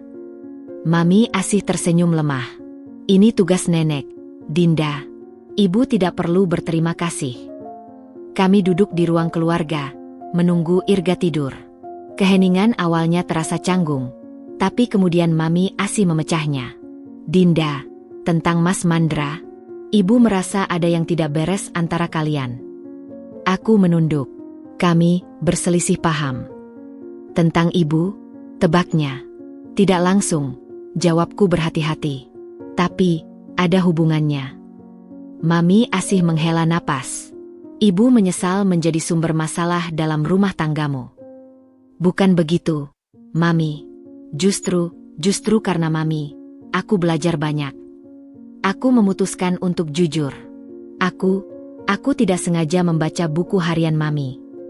Dugaan bahwa Mami Asih akan marah atau kecewa ternyata salah. Dia justru tersenyum sedih. Ibu tahu. Aku terkejut. Mami tahu. Dari caramu memandang ibu setelah itu, penuh pengertian, tidak lagi penuh kebencian. Ibu menduga kamu pasti menemukan sesuatu yang membuatmu mengerti. Dia memandangku. Dan ibu berterima kasih kamu tidak marah pada ibu setelah membacanya. Tapi Mas Mandra marah karena aku melanggar privasi Mami. Mas Mandra selalu menjadi anak yang sangat menghormati privasi. Dulu waktu kecil pun, dia tidak pernah mau membaca diari adiknya. Mami Asih tersenyum kecil. Tapi kadang, dalam hidup, ada hal-hal yang terjadi tidak sesuai rencana untuk membawa kita pada pengertian yang lebih dalam. Sore hari, saat Mas Mandra pulang dan terkejut melihat ibunya di rumah kami, Mami Asih segera menjelaskan. "Mandra, ibu perlu bicara denganmu," katanya dengan suara tegas. "Tentang buku harian ibu." Wajah Mas Mandra berubah. Ibu tahu. Ibu tahu. Dan ibu tidak marah pada Dinda. Justru berterima kasih. Mami Asih berdiri dan mendekati putranya. Kadang Tuhan bekerja dengan cara misterius. Melalui kesalahan kecil Dinda, hubungan kita bertiga justru membaik. Tapi ibu, itu privasi. Privasi penting, nak. Tapi keluarga lebih penting. Mami Asih memegang bahu Mas Mandra. Ibu sudah memaafkan Dinda. Sekarang giliran kamu. Aku menahan napas, menunggu reaksi Mas Mandra. Dia melihat antara aku dan ibunya, lalu akhirnya menghela napas panjang. "Baik, jika ibu sudah memaafkan, aku juga harus bisa." Malam itu, setelah Mami Asih pulang dan Irga terbangun dengan kondisi yang jauh lebih baik, Mas Mandra akhirnya mendekatiku. "Maafkan aku, Dinda. Aku terlalu keras." "Tidak, Mas. Aku yang minta maaf sudah melanggar kepercayaanmu." Kami berpelukan, dan untuk pertama kalinya dalam beberapa hari, rasanya kami benar-benar bersama lagi. Insiden demam Irga tidak hanya menjadi titik balik dalam hubungan kami dengan Mami Asih, tapi juga dalam pernikahan kami. Kadang, memang diperlukan badai kecil untuk membersihkan udara, dan melalui krisis ini, kami justru menemukan cara untuk menjadi keluarga yang lebih kuat, tidak sempurna, tapi penuh pengertian dan cinta. Minggu-minggu berlalu setelah insiden demam Irga, dan hubungan di antara kami bertiga memasuki fase baru yang lebih hangat. Mami Asih kini menjadi tamu rutin di rumah kami, datang setidaknya 2 kali seminggu untuk menghabiskan waktu dengan Irga. Yang mengejutkanku, dia tidak lagi membawa serta standar kesempurnaannya. Dia membiarkan Irga bereksplorasi, bermain, dan bahkan membuat berantakan, asalkan dalam batas wajar. Suatu Jumat sore, Mami Asih datang dengan membawa bahan-bahan untuk membuat kue bersama Irga. Aku mengamati dari sudut dapur saat mereka asyik berkreasi dengan adonan. Tangan-tangan mungil Irga yang penuh dengan tepung, wajah Mami Asih yang sabar membimbing, dan tawa mereka yang mengisi rumah kami dengan kehangatan. "Lihat, Nek, aku bikin bentuk dinosaurus," seru Irga bangga. "Wah, bagus sekali, sayang," puji Mami Asih dengan tulus. "Nanti kita hias dengan coklat, ya." Saat Irga asyik menghias kuenya, Mami Asih mendekatiku. "Dinda, bisakah kita bicara sebentar di teras?" "Tentu saja kukiakan." Kami meninggalkan Irga yang sedang asyik dengan kreativitasnya dan duduk di teras belakang yang menghadap ke taman kecil kami. "Dinda," mulai Mami Asih dengan suara serius tapi lembut, "ada sesuatu yang ingin ibu sampaikan. Sesuatu yang sudah terlalu lama ibu pendam." Aku mengangguk, memberi isyarat bahwa aku mendengarkan. "Pertama-tama, ibu ingin berterima kasih padamu." Matanya berkaca-kaca. "Terima kasih sudah memberi ibu kesempatan kedua. Terima kasih sudah mengizinkan ibu dekat dengan Irga lagi. Dan yang paling penting, terima kasih sudah menunjukkan pada ibu apa arti menjadi keluarga yang sebenarnya." "Mami, tidak perlu. Tolong biarkan ibu menyelesaikan," pintanya. "Selama ini, ibu hidup dalam bayang-bayang kesempurnaan. Ibu dibesarkan dalam keluarga yang mengutamakan penampilan di atas segalanya. Bagiku, cinta harus ditunjukkan melalui kesempurnaan, rumah yang bersih, anak yang selalu rapi, makanan yang sempurna." Dia menarik napas dalam.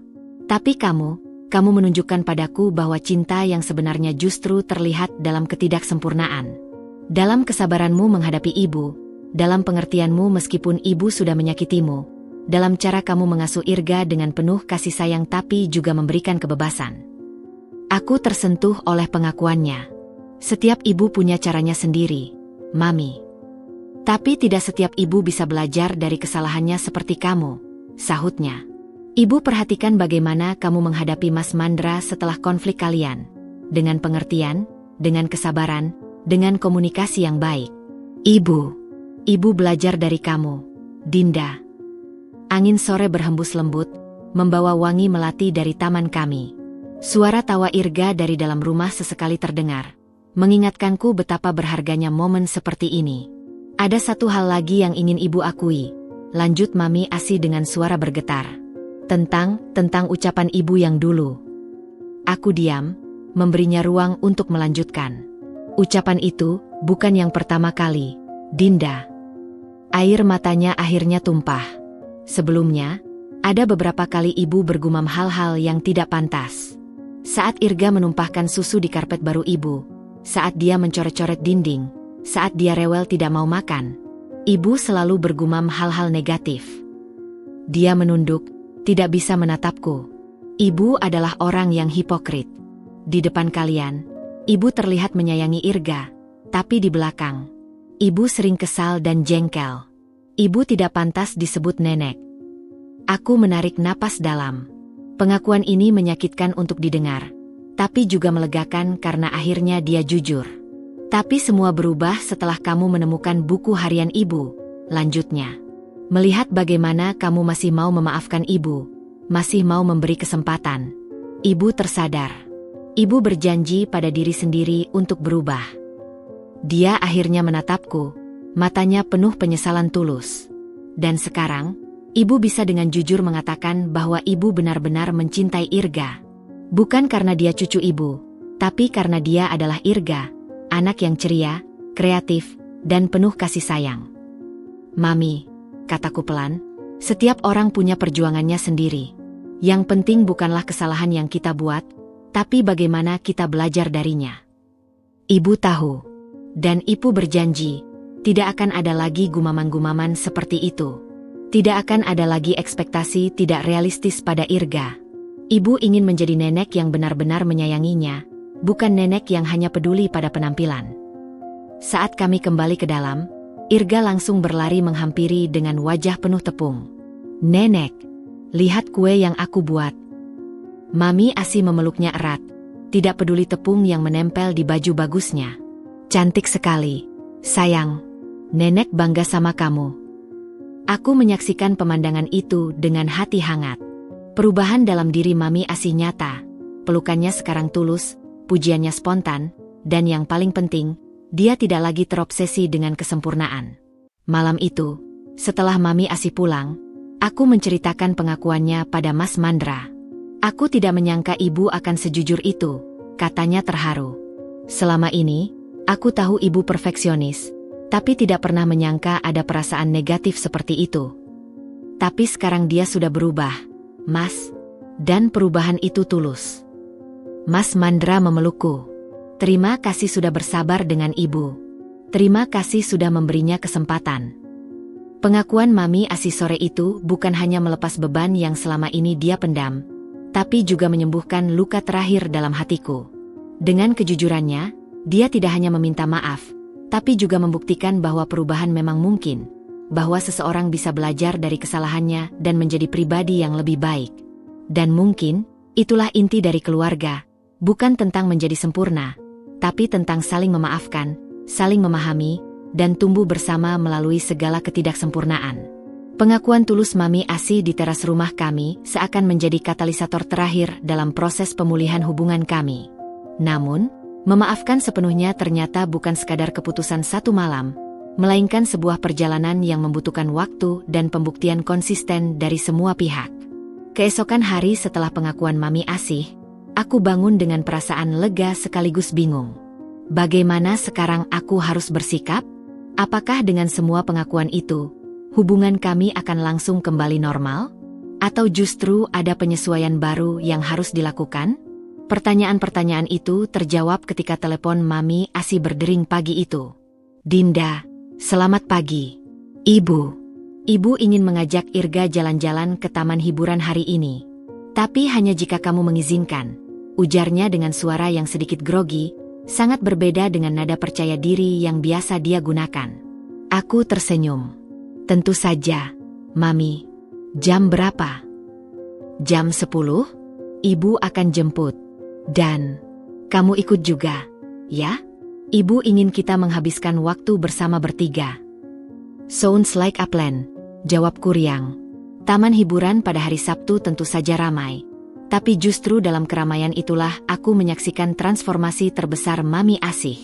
Dia membiarkan Irga memilih permainan apa saja yang diinginkan, tidak protes ketika cucunya memilih wahana yang mungkin akan membuat baju mereka kotor, dan bahkan ikut naik komedi putar dengan tawa riang.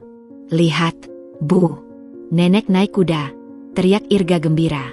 Aku memperhatikan Mami Asih yang memang sedang duduk di atas kuda kayu.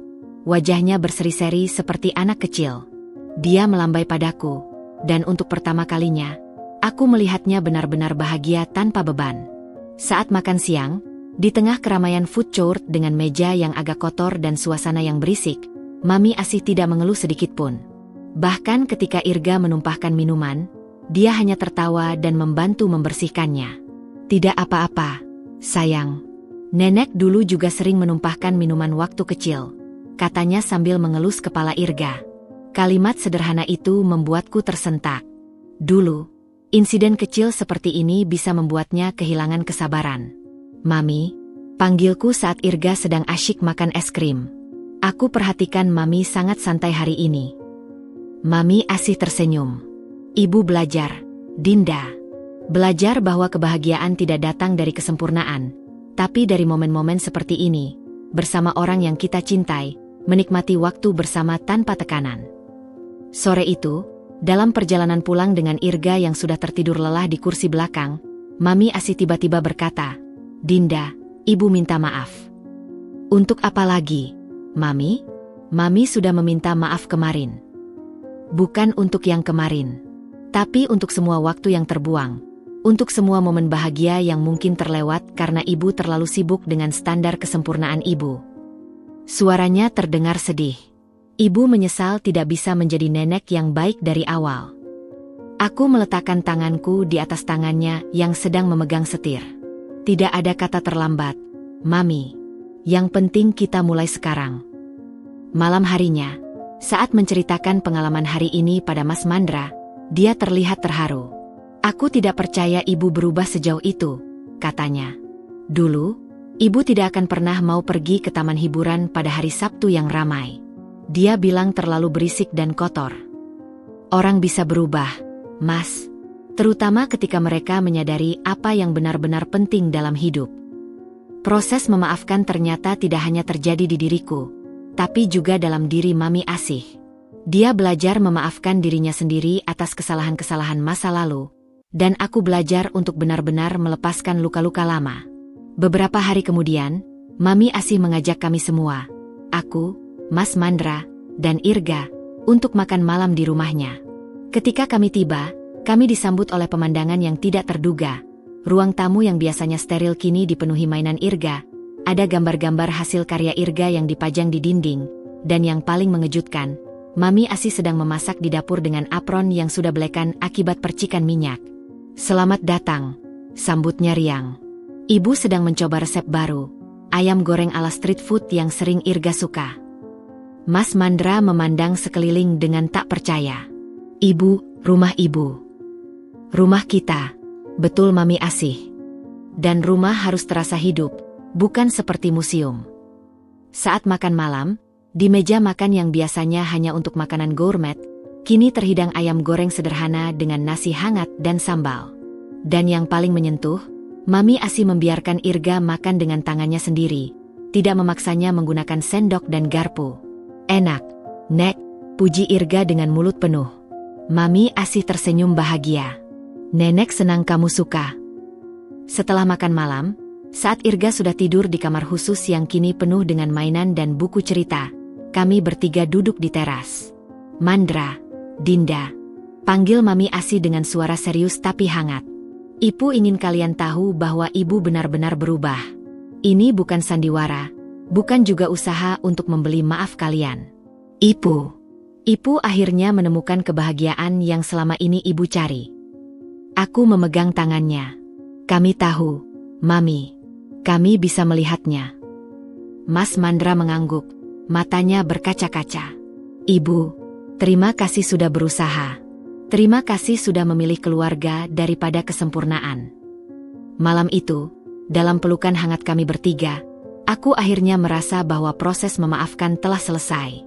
Bukan karena Mami Asi sudah sempurna, tapi justru karena dia sudah berhenti berusaha menjadi sempurna.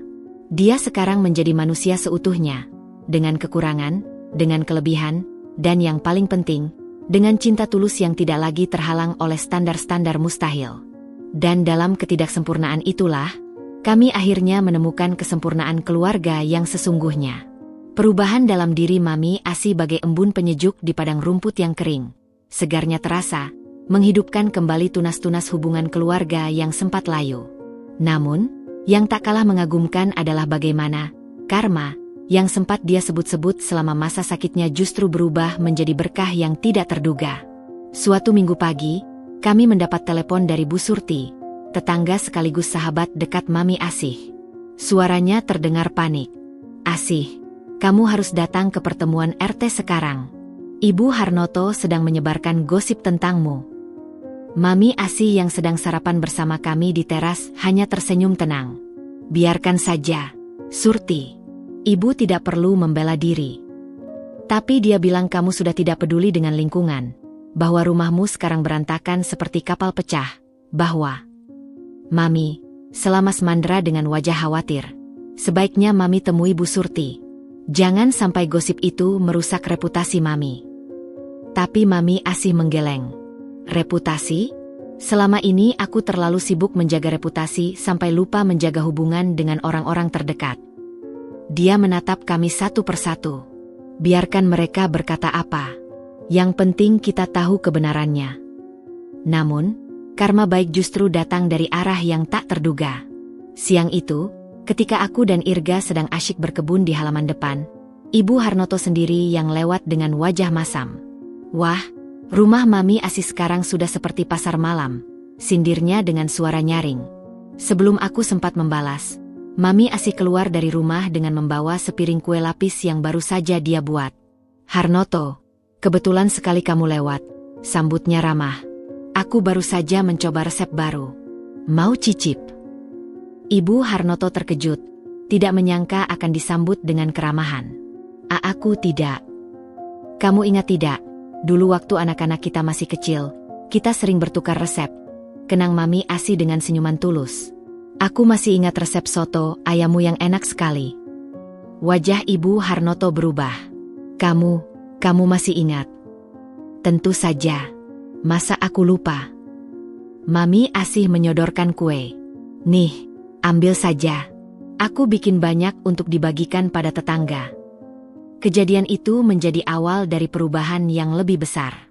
Dalam seminggu, Mami Asih secara aktif menjangkau tetangga-tetangga yang selama ini dia jauhi karena menganggap mereka tidak cukup baik.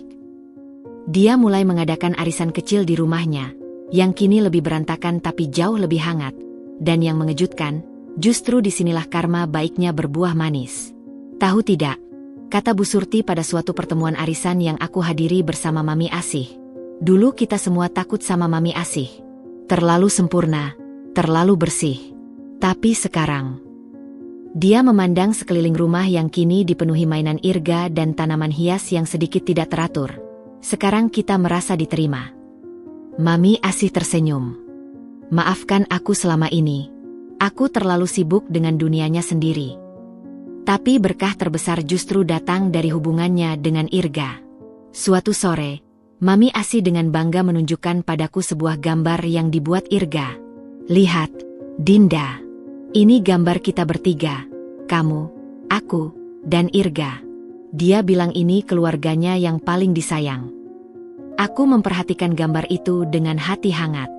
Yang membuatku terharu adalah bagaimana Irga menggambar Mami Asih dengan senyuman lebar dan tangan terbuka. Sangat berbeda dengan gambar-gambar sebelumnya di mana Mami Asih selalu digambar dengan mulut cemberut.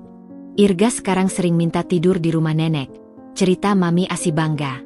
Dia bilang, rumah nenek sekarang menyenangkan. Mami berubah menjadi nenek yang hebat. Pujiku. "Bukan berubah, Dinda.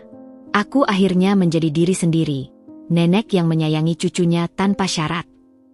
Bahkan dalam hal yang paling kecil pun, perubahan ini terasa. Ketika Irga mengompol seminggu kemudian, insiden yang dulu akan membuat Mami Asi stres, kali ini dia hanya tertawa. Wah, cucu nenek lagi ngompol ya? Tidak apa-apa, namanya juga masih kecil, katanya sambil dengan sabar mengganti spray. Yang lebih mengejutkan, Mami Asi mulai membagikan kebijaksanaan barunya pada teman-teman sebayanya. Kamu tahu, Surti, kudengar dia bercerita pada Bu Surti suatu hari. Selama ini kita terlalu fokus pada hal-hal tidak penting. Rumah bersih, anak rapi, tapi lupa bahwa yang paling penting adalah hubungan kita dengan mereka. Bu Surti mengangguk-angguk. Kamu benar, Asih. Aku juga sering marah-marah pada cucu karena membuat berantakan. Sekarang aku sadar, berantakan itu tanda ada kehidupan, ujar Mami Asi dengan bijak. Rumah yang terlalu bersih seperti museum, indah tapi sepi. Malam itu, saat kami berkumpul untuk makan malam, Mami Asi mengucapkan sesuatu yang akan selalu kuingat. Dulu aku menyebut sakitku sebagai karma, hukuman karena ucapan burukku pada Irga. Tapi sekarang aku sadar, itu bukan karma. Itu adalah berkah yang menyamar. Berkah? Tanya Mas Mandra penasaran. Ya, karena melalui sakit itu, aku belajar apa yang benar-benar penting. Aku belajar bahwa cinta lebih penting dari kesempurnaan, bahwa keluarga lebih berharga daripada reputasi. Dia memandiku dengan penuh kasih. Dan yang paling penting, aku belajar dari menantuku yang sabar ini, bahwa memaafkan itu mungkin, dan bahwa setiap orang pantas dapat kesempatan kedua. Aku tersenyum, merasakan kehangatan yang menyebar di dadaku. Proses ini memang panjang, berliku, dan kadang menyakitkan. Tapi melihat Mami Asi sekarang, lebih bahagia, lebih santai, dan lebih dicintai oleh cucunya, aku yakin bahwa segala perjuangan itu worth it. Karma yang dulu dia takuti telah berubah menjadi berkah yang tidak hanya mengubah hidupnya, tapi juga kehidupan keluarga kami secara keseluruhan. Dan dalam perubahan ini, kami menemukan bentuk baru dari keluarga. Tidak sempurna, tidak selalu rapi, tapi penuh cinta, tawa, dan pengertian yang dalam. 6 bulan telah berlalu sejak perubahan besar dalam hubungan kami dengan Mami Asih. Hari ini adalah hari yang istimewa, ulang tahun pernikahan kami yang kelima. Matahari pagi menyinari rumah kami dengan lembut, menandakan awal hari yang penuh sukacita. Ibu, ayo cepat. Nenek tunggu. Seru Irga yang sudah berdiri di depan pintu dengan baju terbaiknya. Di tangannya tergenggam erat sebuah kado berbungkus kertas coklat sederhana. Sabarlah, sayang. Ibu masih menyiapkan kue. Jawabku sambil menata cantik kue ulang tahun yang kubuat tadi malam. Mas Mandra mendekat dari belakang dan memelukku. Sudah 5 tahun kita menikah, Dinda. Terkadang tidak terasa, ya. Aku menoleh dan mencium pipinya. 5 tahun yang penuh pelajaran, Mas. Tapi aku tidak akan trade untuk apapun. Hari ini, Mami Asi yang mengadakan acara ulang tahun kami di rumahnya. Tapi yang mengejutkan, dia meminta kami datang lebih awal karena ada yang ingin ditunjukkannya. Saat kami tiba di rumah Mami Asih, kami disambut pemandangan yang membuat kami terpana. Rumah yang dulu serba putih dan sempurna kini penuh warna dan kehidupan. Dinding-dindingnya dipajangi gambar-gambar karya Irga, ada mainan tersebar di beberapa sudut dengan rapi, dan yang paling mengejutkan, taman depannya kini memiliki ayunan kecil dan perosotan. Selamat ulang tahun pernikahan, Mama Papa, seru Mami Asi dari pintu. Dia mengenakan apron bertuliskan, Nenek terhebat, dengan gambar kartun dinosaurus, hadiah dari Irga minggu lalu. Mami, ini. Mas Mandra tidak bisa menyembunyikan keterkejutannya. Rumah ibu. Rumah kita. Betul Mami Asi dengan mata berbinar. Dan rumah harus menjadi tempat yang menyenangkan untuk semua anggota keluarga, bukan? Dia mengajak kami berkeliling. Setiap perubahan yang dilakukannya punya cerita dan maksud tertentu. Kamar guest room kini menjadi kamar Irga, dengan tema dinosaurus, lengkap dengan lukisan dinding yang dia buat sendiri. Ruang tamu yang dulu steril sekarang memiliki rak buku rendah berisi buku-buku anak dan kotak mainan. Bahkan dapur, yang dulu adalah teritorinya yang paling saklek, kini memiliki kursi kecil khusus untuk Irga saat membantu memasak. Yang paling spesial, ujar Mami Asi membawa kami ke ruang keluarga. Lihatlah ini. Di dinding yang dulu dipajangi lukisan-lukisan mahal, kini tergantung kolase foto keluarga yang sangat besar. Di tengahnya adalah foto kami bertiga, dikelilingi oleh momen-momen bahagia selama 6 bulan terakhir. Mami Asi dan Irga membuat kue dengan wajah penuh tepung. Kami semua tertawa di taman hiburan. Mami Asi mengajar Irga berkebun, dan momen-momen sederhana lainnya. Ini luar biasa, Mami, bisikku terharu. Ini adalah keluarga kita, ucap Mami Asi dengan suara bergetar. Tidak sempurna, tapi sungguh-sungguh. Acara makan malam pun dimulai. Yang mengejutkan, Mami Asi tidak menyiapkan makanan mewah seperti biasanya. Sebaliknya, di meja terhidang makanan-makanan sederhana favorit keluarga, soto ayam, gado-gado, dan tentu saja, ayam goreng street style yang sekarang menjadi spesialitasnya. Sebelum kita makan, Mami Asi berdiri dengan gelas di tangan. Ibu ingin menyampaikan sesuatu. Semua diam. Aku, Mas Mandra, Irga, dan beberapa tetangga dekat yang diundang. 5 tahun yang lalu, kedua kalian memulai perjalanan sebagai suami istri. Dan ibu tidak selalu menjadi mertua yang baik. Matanya berkaca-kaca. Tapi melalui perjalanan yang berliku, melalui kesalahan dan maaf, melalui air mata dan tawa, akhirnya kita menemukan arti keluarga yang sebenarnya. Dia memandang kami satu persatu. Keluarga bukan tentang kesempurnaan. Bukan tentang rumah yang selalu rapi atau anak yang selalu patuh. Keluarga adalah tentang cinta yang tetap tumbuh meski melalui badai. Tentang saling memaafkan meski terluka. Tentang memilih untuk tetap bersama meski berbeda. Aku menggenggam tangan Mas Mandra, merasakan betapa dalam makna kata-kata itu. Ibu berjanji, lanjut Mami Asi dengan suara tegas, untuk selalu menjadi bagian dari keluarga kalian, bukan sebagai kritik yang perfeksionis, tapi sebagai support system yang memahami. Untuk menjadi nenek yang bukan hanya menjaga cucunya, tapi juga memahami kebutuhannya. Saat dia duduk, tepuk tangan riuh mengisi ruangan.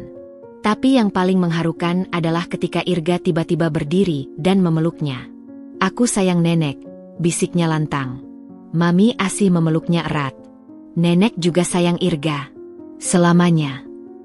Malam itu, saat semua tamu sudah pulang dan Irga tertidur lelah di kamar barunya, kami bertiga duduk di teras menikmati bulan purnama. Tidak pernah terbayang akan sampai di sini, ucap Mas Mandra memecah keheningan. Setelah semua yang terjadi. Justru karena semua yang terjadilah kita bisa sampai di sini, sahut Mami Asi lembut.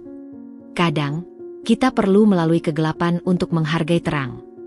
Aku melihat antara suamiku dan mertuaku, 2 orang yang sekarang berarti segalanya bagiku.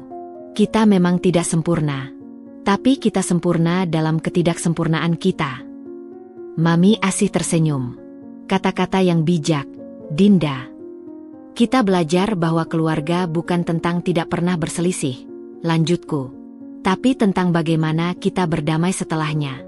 Bukan tentang tidak pernah sakit hati, tapi tentang bagaimana kita saling menyembuhkan. Mas Mandra mengangguk. Dan yang paling penting, keluarga adalah tentang memilih untuk tetap bersama, hari demi hari, melalui suka dan duka. Bulan bersinar terang di atas kami, seakan memberi restu pada ikrar keluarga kami yang baru. Rumah Mami Asi yang dulu terasa seperti museum yang dingin, kini benar-benar terasa seperti rumah, hangat, hidup, dan penuh cinta. Dan dalam momen sempurna ini, dengan segala ketidaksempurnaan kami, aku menyadari bahwa inilah arti keluarga yang sebenarnya. Bukan tentang menjadi tanpa cacat, tapi tentang saling menerima dengan segala kelebihan dan kekurangan. Bukan tentang tidak pernah jatuh, tapi tentang selalu berusaha bangun bersama. Kami mungkin tidak akan pernah menjadi keluarga yang sempurna, tapi kami akan selalu menjadi keluarga yang saling menyayangi, saling memaafkan, dan saling mendukung. Dan bagiku, itu lebih dari cukup. Itu lebih dari sempurna.